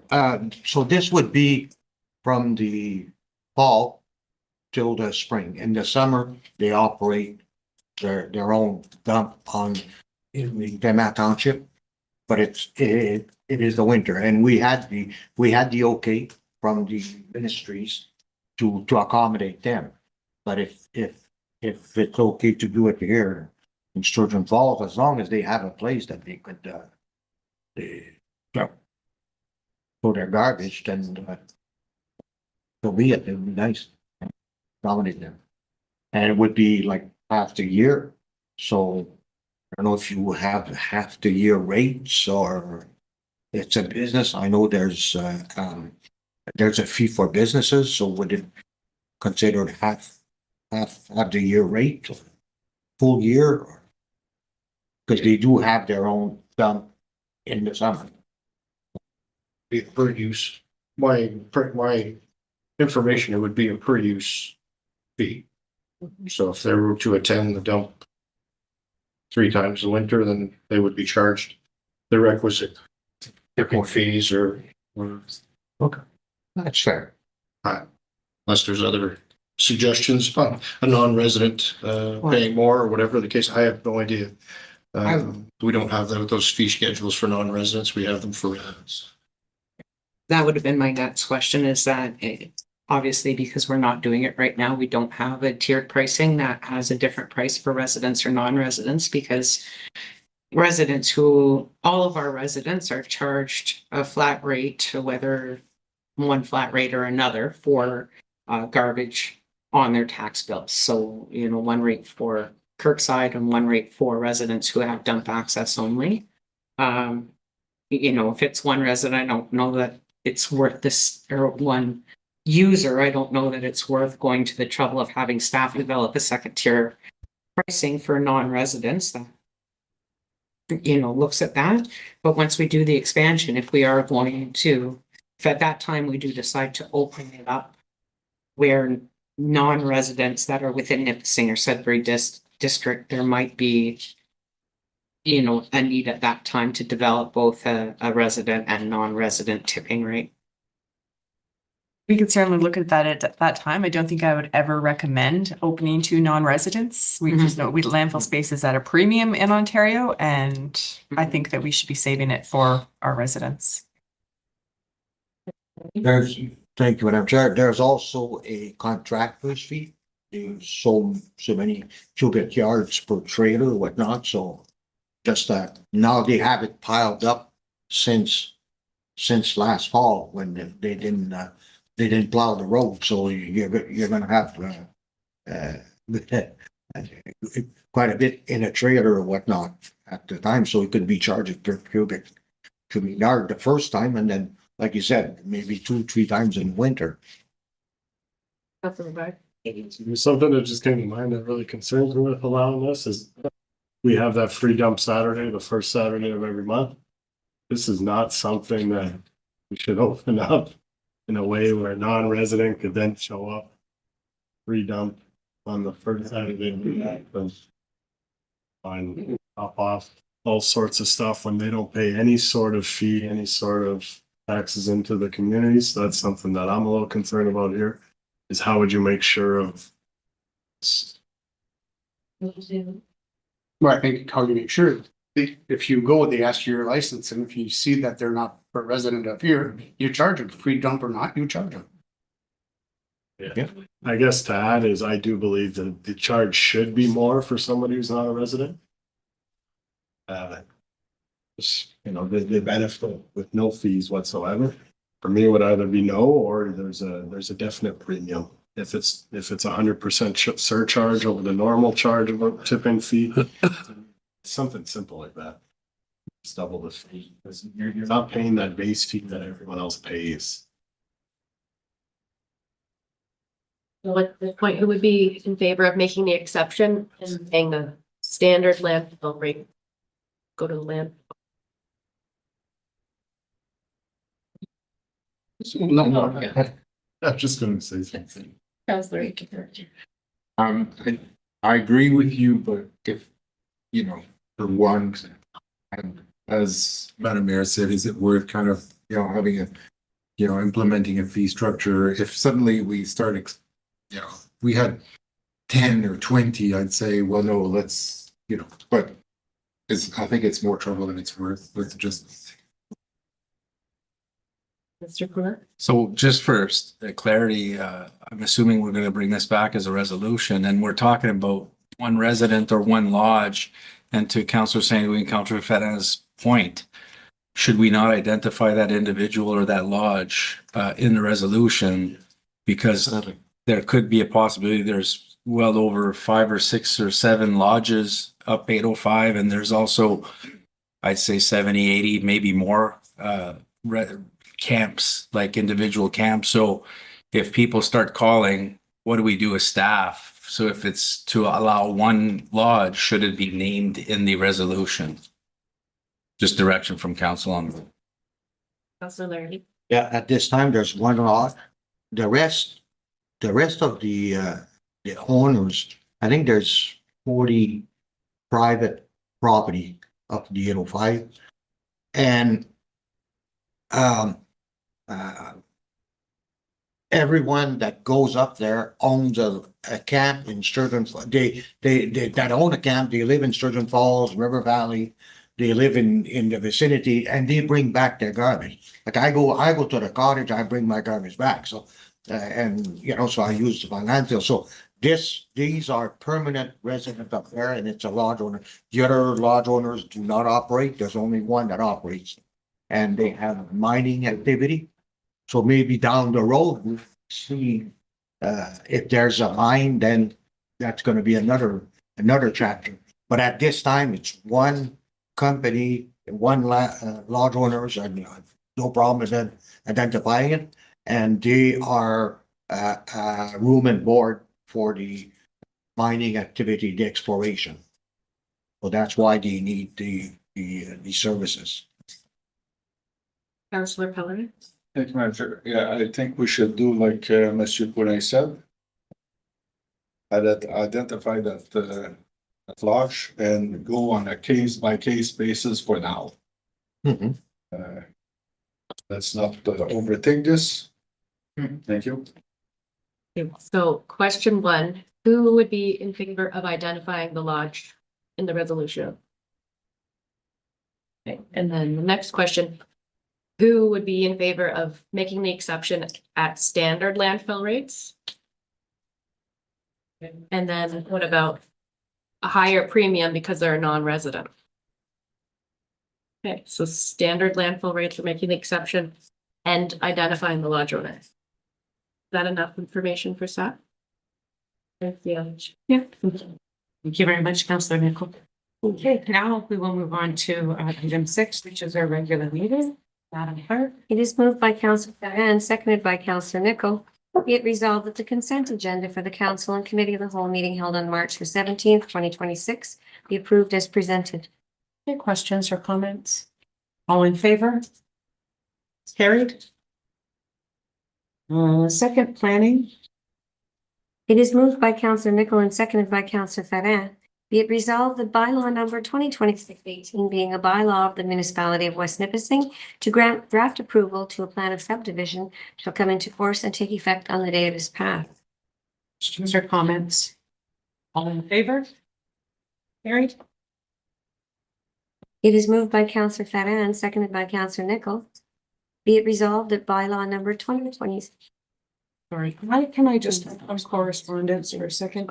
So 6.3 correspondence, there are a couple of pieces of information there, and I'll just open, I won't go piece by piece, but if anybody has any questions in regards to the correspondence received from the health unit, both for their report highlights, the discontinuation of public beach sampling, or the decision note on the boundaries of the conservation authorities.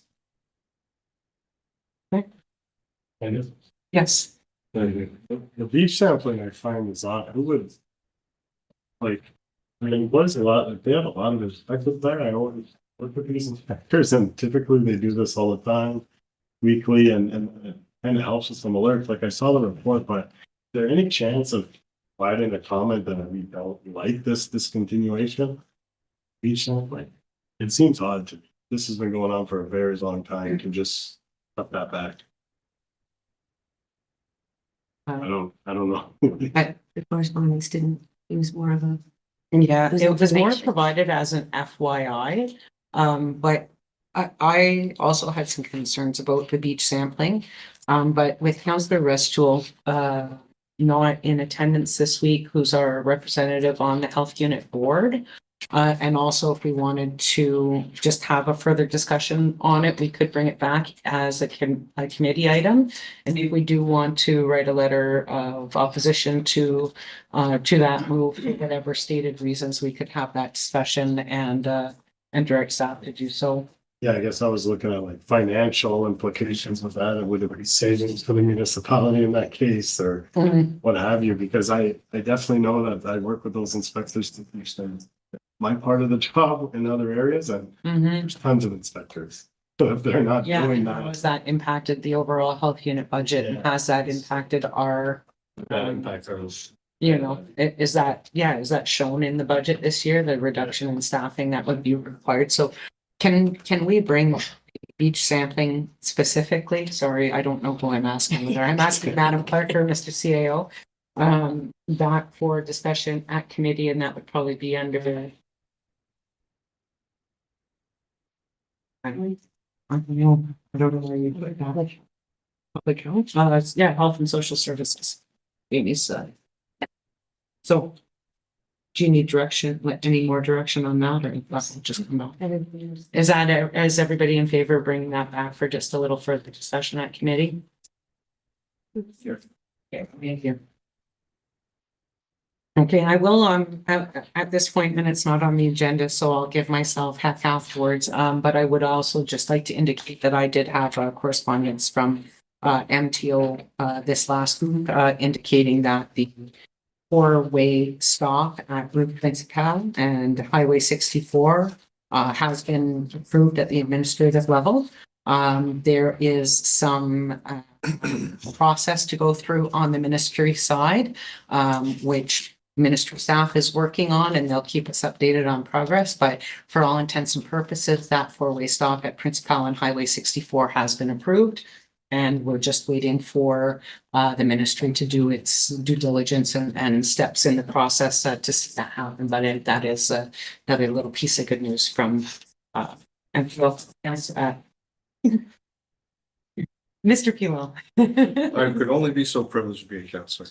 Thank you, Madam Mayor, and as an additional piece of correspondence, I just wanted to signal to the rest of council and staff that our mayor was called upon very prestigiously to be part of a panel in mid-April in Toronto from the Democracy Exchange, also known as DXC, with respect to participating in a mayor's panel, the Canadian mayor's panel, in partnership with the Toronto Star and in celebration of the launch of If I Were Mayor series. So quite a prestigious honor and putting West Nipissing on the map once again. So I just wanted to congratulate our mayor on this occasion and Hi, you're making me blush. I on my own horn, so thank you. back to Yeah, thank you very much, James. You made me blush. Okay, so with that, we will move on to 6.4 new business, where we were. It is moved by Counselor Fedin, seconded by Counselor Nickel. Be it resolved that bylaw number 2026-13, being a bylaw to set the tax ratios for the municipality of West Nipissing for 2026, shall come into force and take effect on the day it is passed. Okay, questions or comments? All in favor? Carried. It is moved by Counselor Nickel and seconded by Counselor Fedin. Be it resolved that bylaw number 2026-20, being a bylaw of the municipality of West Nipissing to adopt the 2026 tax rates and to provide for penalty and interest payable, shall come into force and take effect on the day it is passed. Any questions or comments? All in favor? It's carried. It is moved by Counselor Nickel or Counselor Fedin, seconded by Counselor Nickel. Be it resolved that bylaw number 2026-21, being a bylaw to set rates for solid waste management in the municipality of West Nipissing for 2026, shall come into force and take effect on the day it is passed. Questions, comments? All in favor? Carried. It is moved by Counselor Nickel and seconded by Counselor Fedin. Be it resolved that the property located on Burgo Street, described as Block C, Plan M477 in the municipality of West Nipissing, having previously been declared surplus, be disposed of to Dante and Cynthia Ravita for the consideration of $95,000 plus applicable HST, and that the appropriate municipal officials be authorized to execute all documents to give effect to this resolution. Any questions or comments? All in favor? It's carried. It is moved by Counselor Fedin and seconded by Counselor Nickel. Whereas the municipality issued a request for quotation 2026-016 for brushing and ditching works on East Road, Trottier Road, and Salter Street. And whereas tenders were received and reviewed with confirming that Deep Construction submitted the lowest compliant bids, be it resolved that Council for the West Nipissing Municipality awards the brushing and ditching contracts as follows. For East Road, Deep Construction in the amount of $135,530. Trottier Road, Deep Construction in the amount of $79,970, and Salter Street, Deep Construction in the amount of $95,530. Okay, questions or comments? Okay, all in favor? It's carried. Thank you. It is moved by Councillor Rivard and seconded by Councillor Pellerin. Whereas requests for tenders were sought for Goulard Park Baseball Field redevelopment, and whereas 4 tenders were received, and whereas council concurs with the recommendation, be it resolved that the tender for the Goulard Park Baseball redevelopment be awarded to Deep Construction. And I believe Mr. Boulay has information. Yeah, so I'll just start. There's a staff report there that shows two construction options, option one and option two. We had asked for pricing on both steel and wooden poles for the new lighting. And the difference in pricing, option one is the pricing for steel poles. Is that replacement on both diamonds, or are we keeping existing lighting on field one? We're keeping the existing lighting on. field Okay, one. so it would be steel poles for the one field. Option two is the cost for wood poles for that field. And so council needs to make a decision at this point, whether we wish to proceed with steel or with wood for the lighting.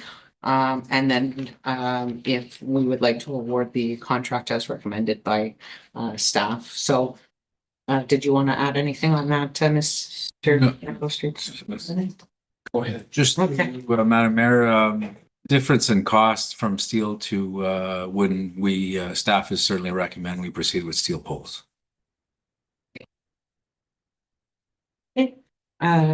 Question? Yes, I'm just curious, how many poles are we talking about? I'd have to go back to the design and then look, but I'm assuming gotta be 5 or 6.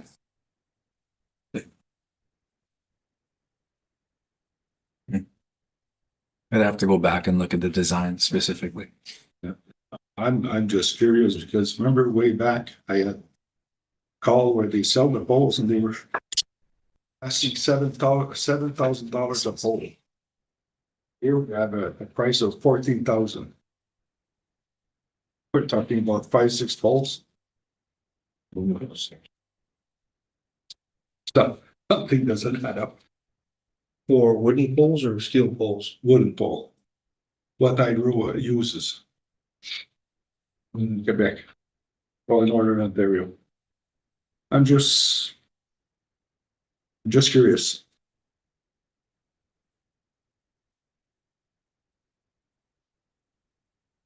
Well, that's the pricing as it was presented Yeah, by exactly, yeah. So We leave it to the contractors, yeah. by the contractor, so I don't know if the staff can answer that question. That's the way the pricing came in. So show of hands so we can fill in the resolution.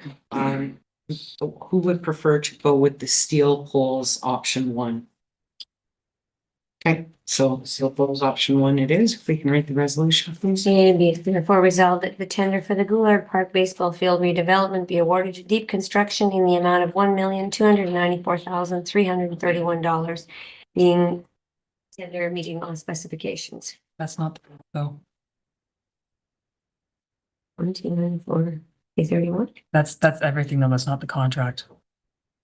It's the other number above it. The 1,271, No, because that also includes the consultant. the 1,198, Plus the 45,800. the first line, 1,244,445. 1 million. the ones not, that's not anywhere in this. No, it's I don't- it's the first two numbers added together. It's tricky. Tell me what that is so I can write it down. 1,244,445. In the amount of $1,244,445. Okay, I'm sorry, I have two questions. So this is slightly over the budget that we had assigned for that. Does this contract include any contingency or is this the straight price? Contingency included is within the bid price. Okay. And what is the plan to make up the budget shortfall for the cost? I mean, they have. This was a project that we had the various grants and the rest was actually to be financed, so we'll just be a little bit larger financing on it. Okay. Okay, any other questions or comments, Councilor Lord? My question was just, for the bid, when was like the date that the work had to be completed? Because I know Blue Jays Foundation timeline. But we left the contractors to provide us timelines for completion, so we're working, the contract proceeds with Deep, but we're gonna work with it as timelines. By memory, I'm not 100% sure that we read all of them, but I believe date of award, I believe the contractor did stipulate 7 weeks. So we will touch base with him shortly and see how quickly we can get that done. We are in touch with the Blue Jays Care Foundation. They're aware that once the project's awarded, that we're keeping him abreast of everything that's going on with the project, and so they don't see any issues with our timelines right now. Okay, thank you. Any other questions or comments? Okay, resolution is on the floor. I'll call it to a vote. All in favor? That's carried. Thank you. It is moved by Councillor Paladin and seconded by Councillor Rivard.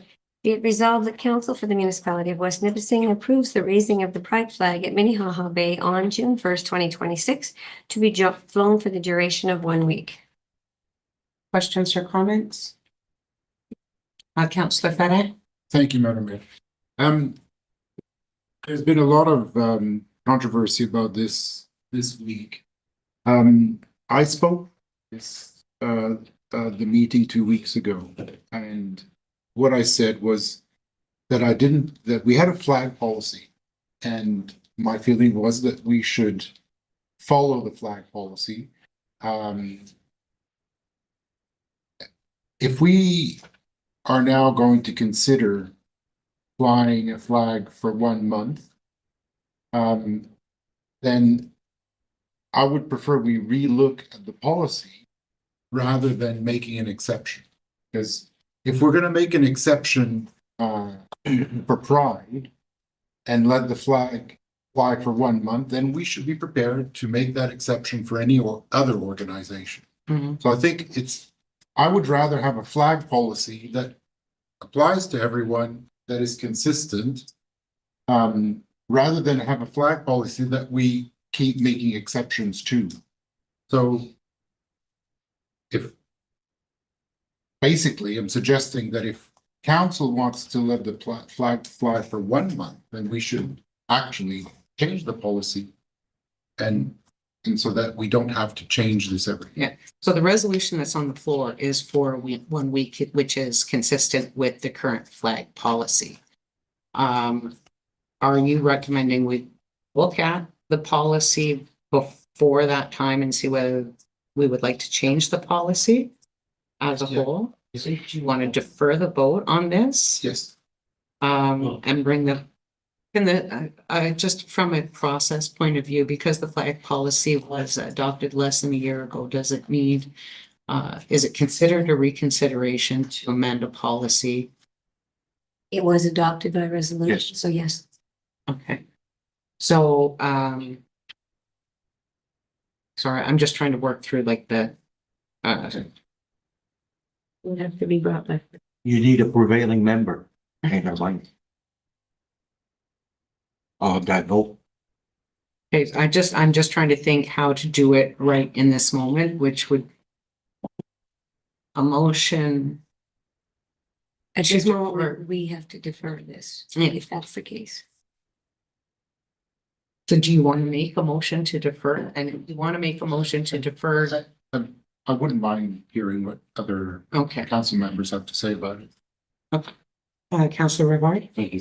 I don't know about process, but wouldn't it be fine to just approve what we had already approved, and then if in the end we end up changing the policy by the day, we could extend at that point based on it. That point, but then at least this way, the committee could plan their event for that. I believe it's June 1st usually. And that way at least they could plan for it. And then if we decided to go longer or change the policy, then we could always extend. Would that be okay or? That's actually the way I would prefer to go, is to approve the resolution that we have on the table, because that at least approves the request for the flag raising. Is that say Minnehaha Bay on that? Yes.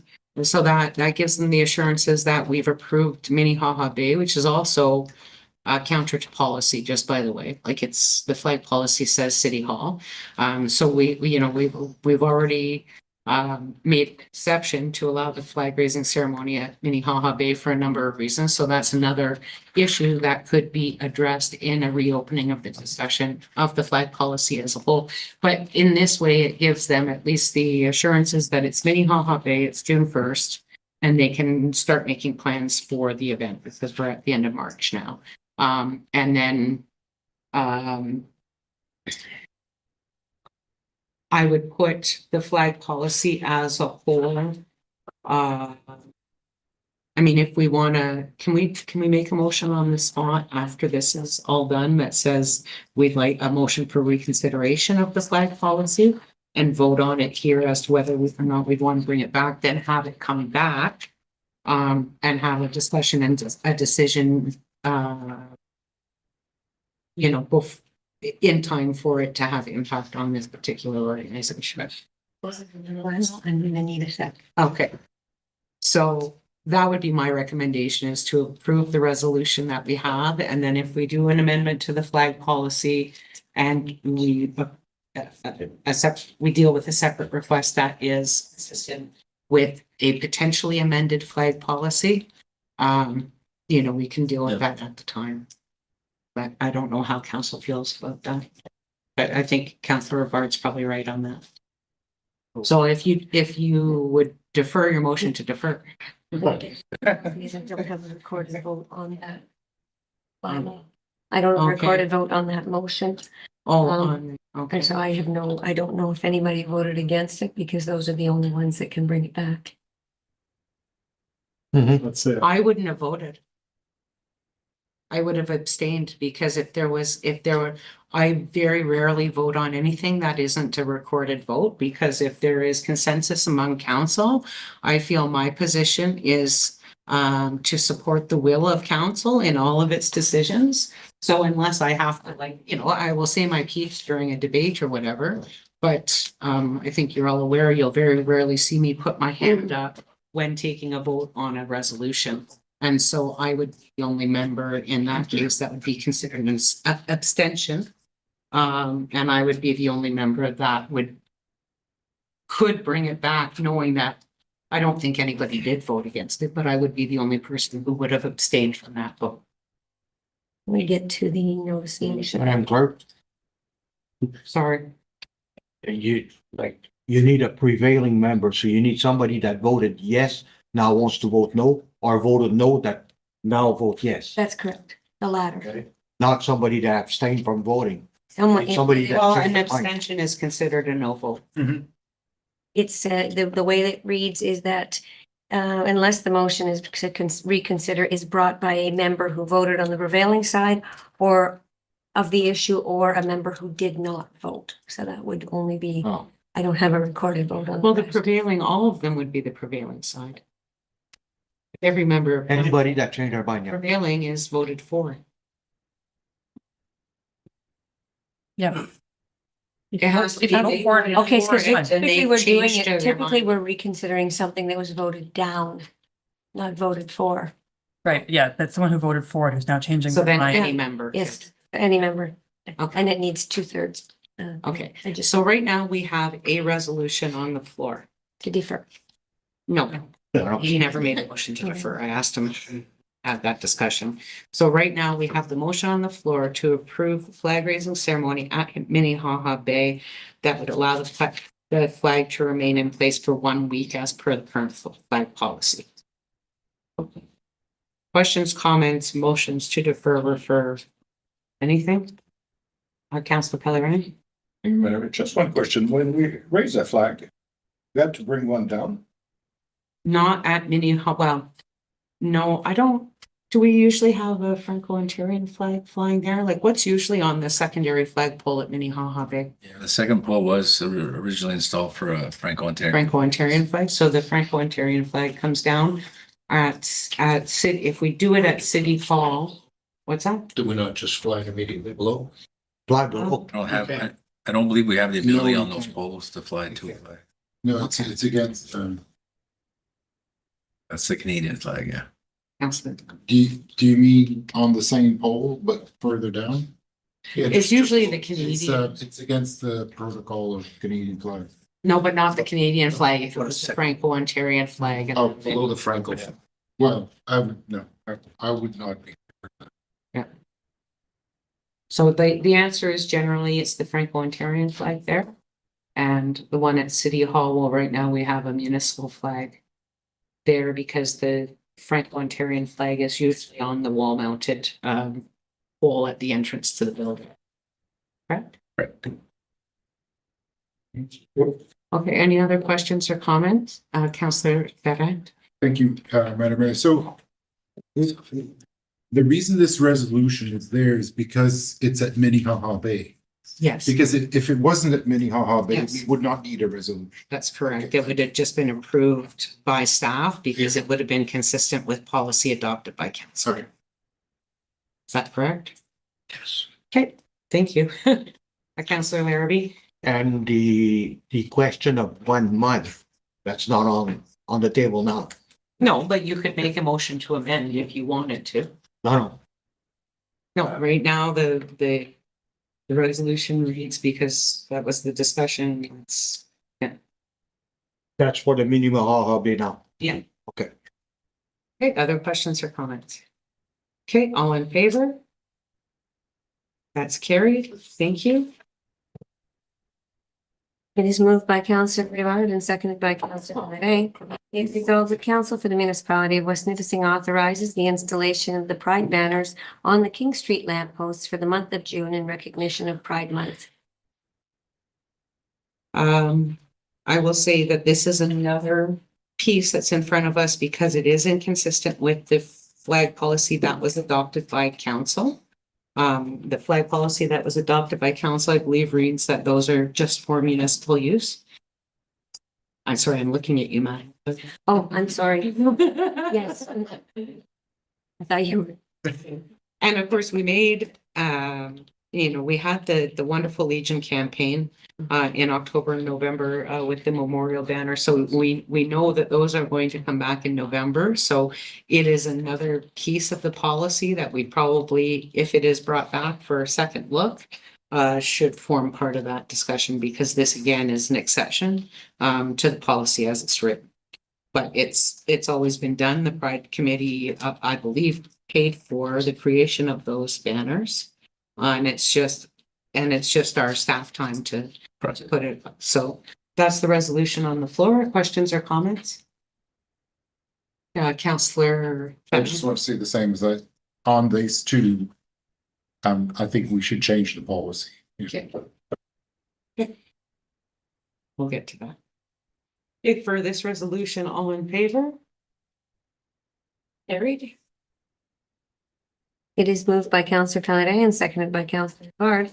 Be it resolved that Council for the Municipality of West Nipissing authorizes the display of the Pride flags in the community of Cache Bay, Verner, Field, and River Valley from May 31st to June 7th.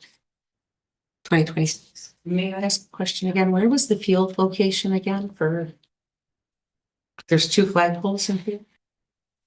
One that the cenotaph, Is that, I don't know that field was supposed to be included because I don't, okay. So there's a bracket on the fire station. Okay, it's like oh yeah. a bracket was Building itself, yeah. on the building itself. Okay, thank you. Library Fire Station.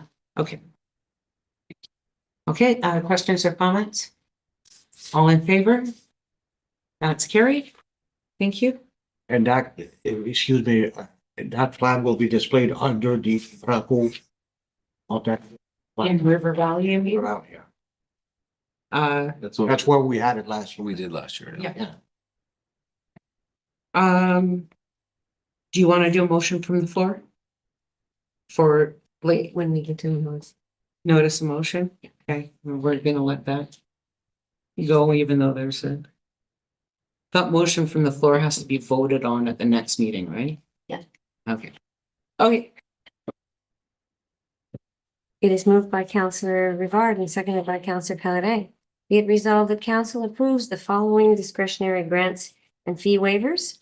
$600 fee waiver to the Sturgeon Falls Rod and Gun Club, $3,000 fee waiver to the West Nipissing Community Health Center, $10,000 grant to Eau Chateau, and $1,000 grant to West Nipissing Pride.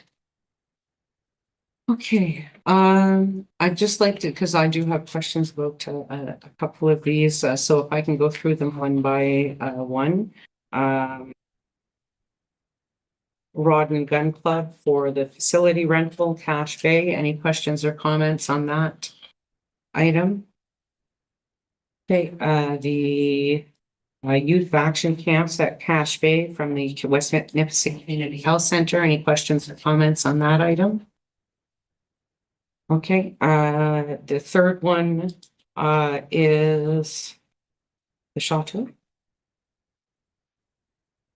Is the Chateau, and it's an amount of $10,000. I do have some questions about this, if I could. And then if anybody else has questions or comments. I don't recall ever seeing a financial contribution to the Chateau as a discretionary grant. Has there been any history of requests from this organization?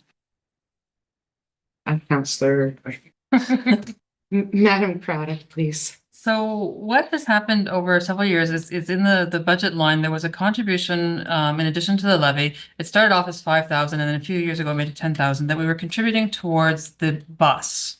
And so they run a bus that brings seniors into the center for doctor's appointments, things like that. And then this year when they came to us, they informed us that they would like to use the contribution in other means. And so Mr. Pilon suggested that they come through and do the discretionary grant application because it's not sort of what we have approved in the past or what it's been in the past. So they're looking to be able to use it for all of their community stuff, not just that busing. Is their community programming not included in their regular budgeting process? Like as part of, so we pay a significant amount of money to the Chateau every year as the municipality, 2.4 million. I don't have my budget documents here, but I'm going to assume it's about $2.4 million.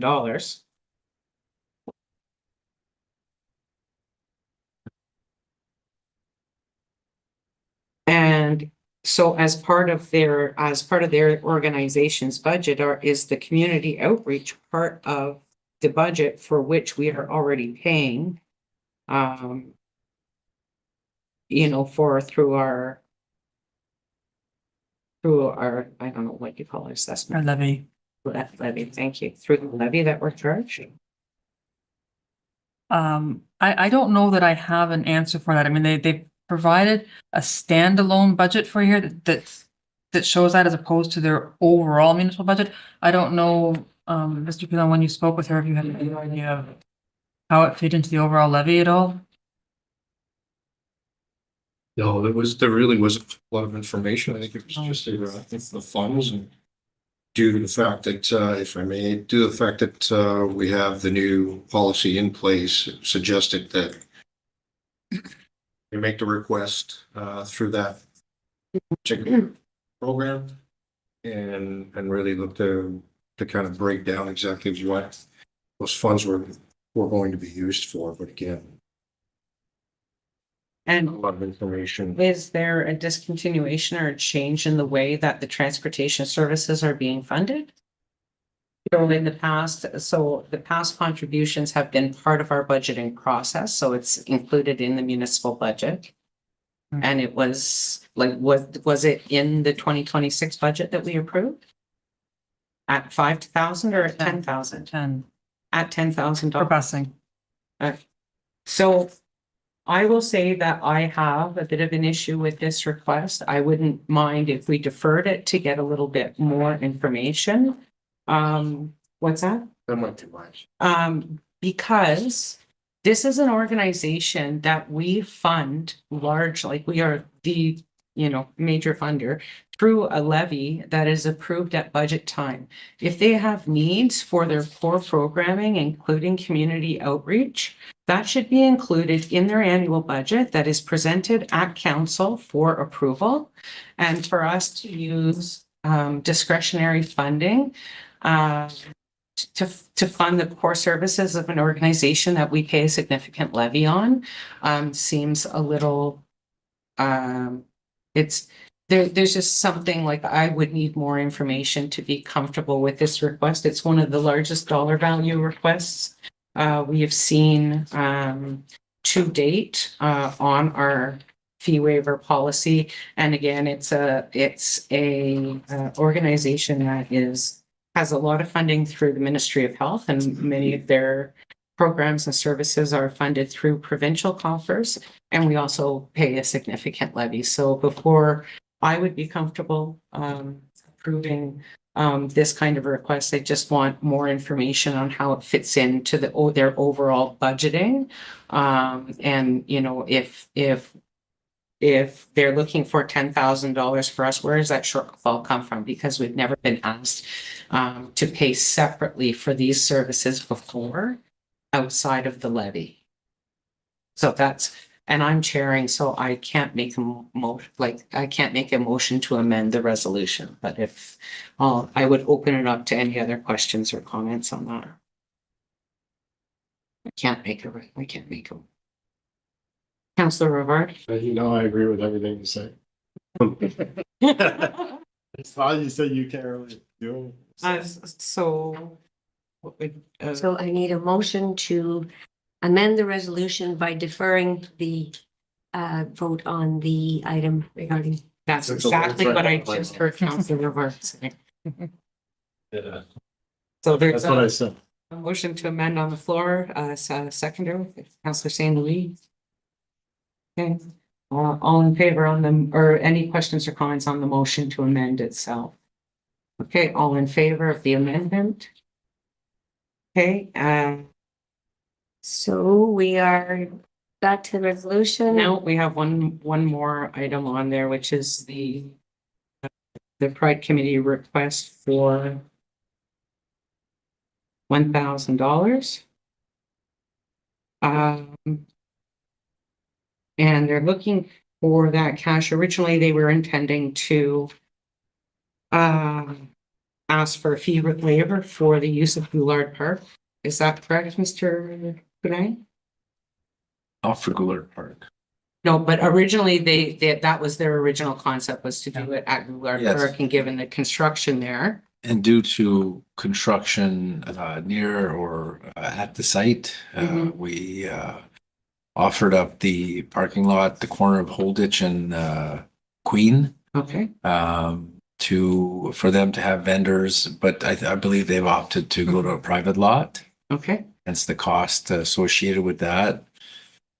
But yeah, originally the request was, yeah.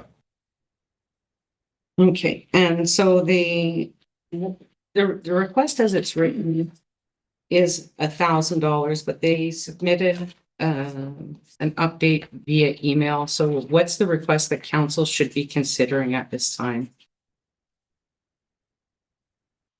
Actually, my understanding is that the request is still $1,000. They're just showing us what their costs were going to be. Okay. And in any other circumstances, does the municipality pay for insurance for user groups of our facilities? Generally, Because one of the items on here, as far as the costs that they're looking to be covered, is liability insurance. we generally don't pay for liability insurance for events that we don't host. Okay. And $100 for marketing materials. We generally, again, Usually not our done. contributions to events is space.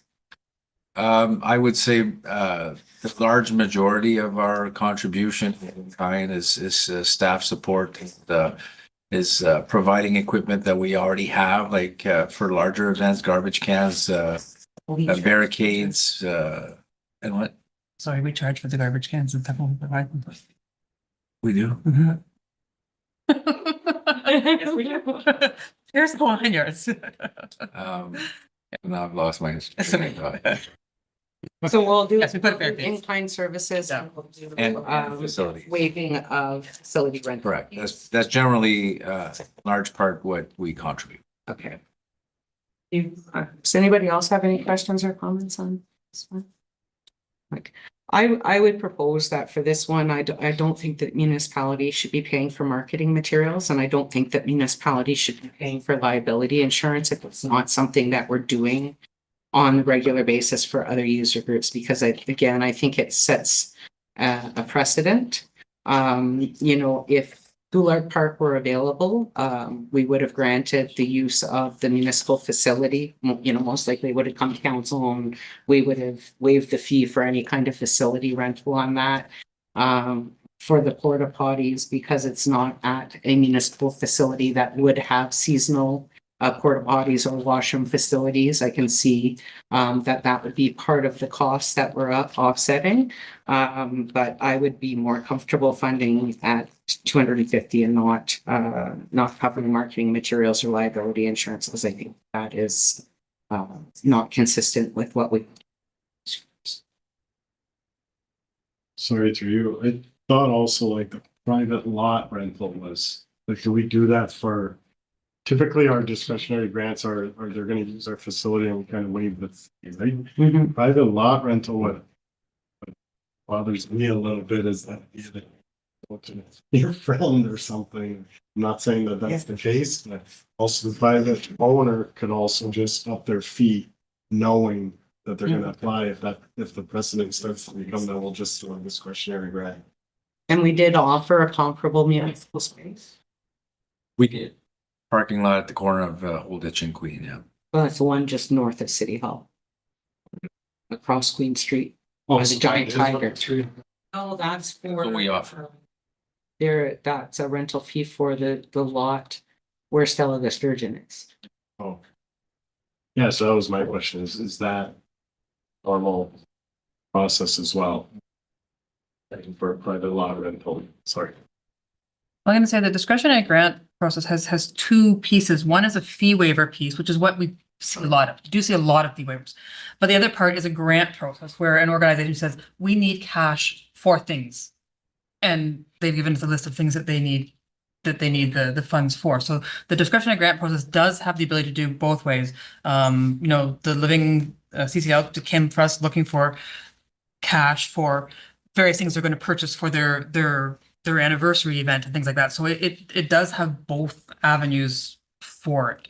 You know, the points you make are valid, that if we're funding things like that where there's not you know, sort of, you know, procurement or control or things like that are sitting in there, that is a risk, which is why we've got different levels of funding that, you know, require different documentation from the organizations.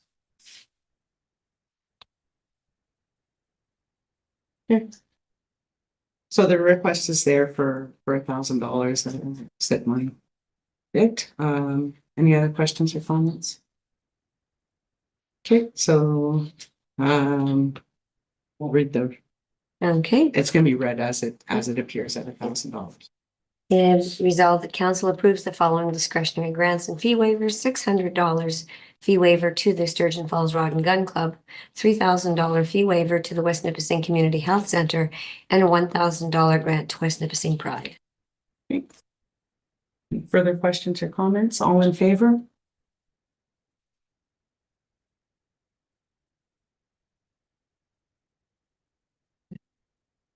Well, that's just the thing. So if some- people understand. Yeah, okay, so we're gonna just do a little backsies here.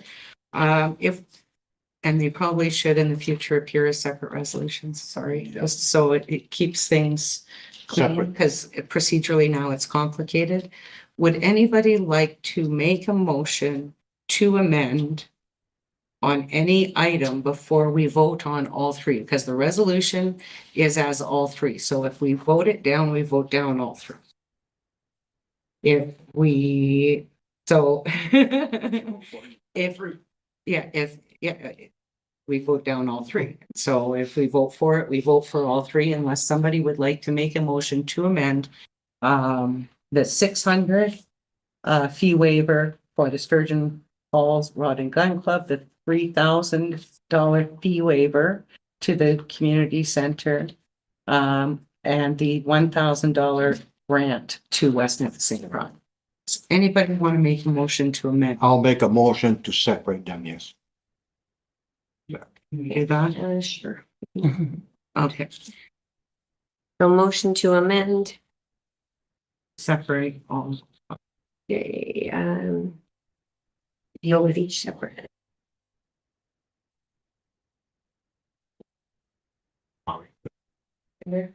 Seconder, please.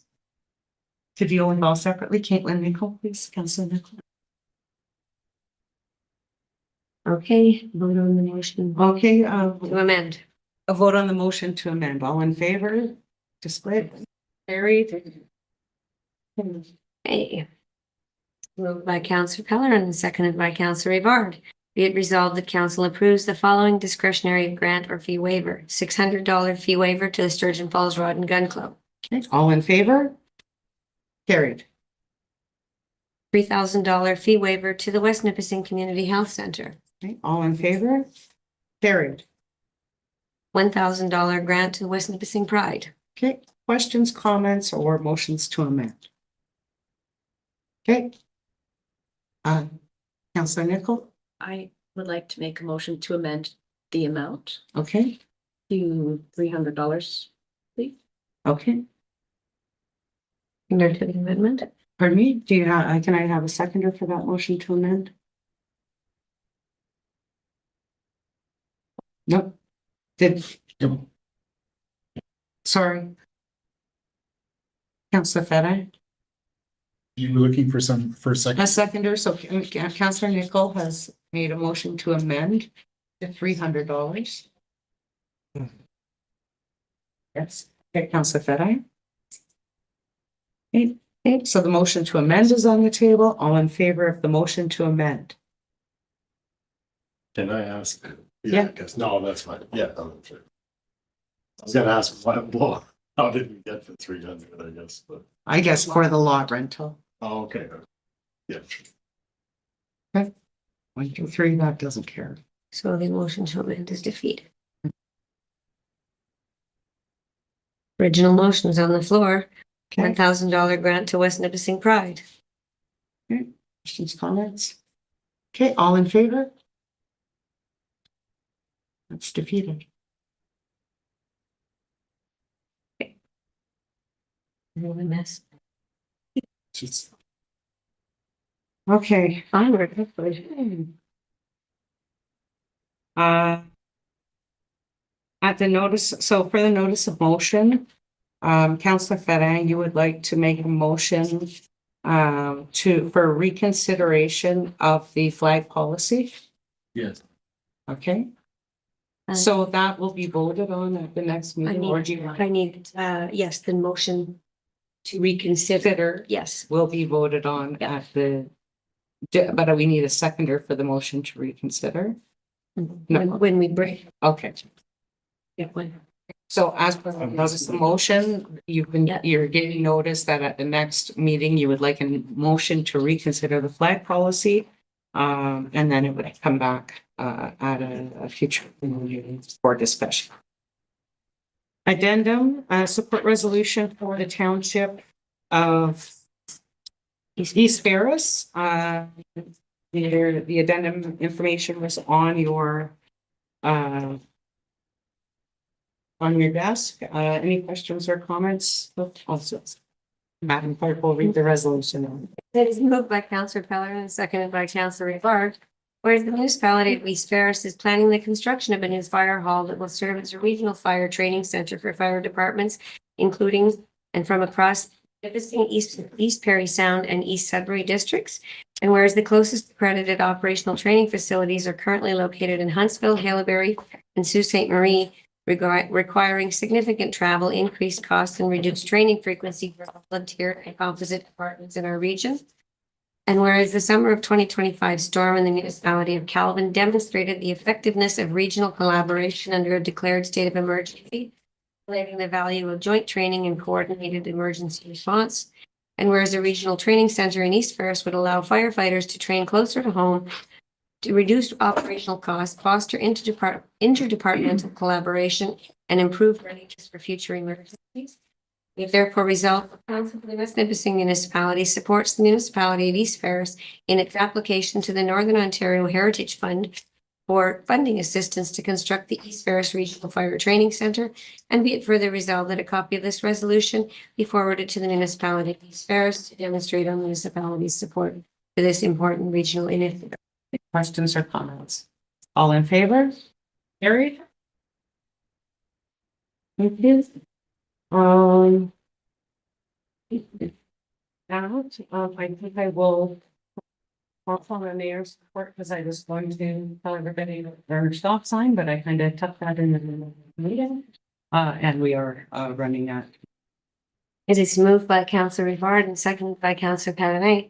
Be it resolved that we proceed into closed meetings authorized in section 239 of the Municipal Act to discuss the following: the potential litigation, including matters before administrative tribunals affecting the municipality or local board regarding an Ontario land tribunal.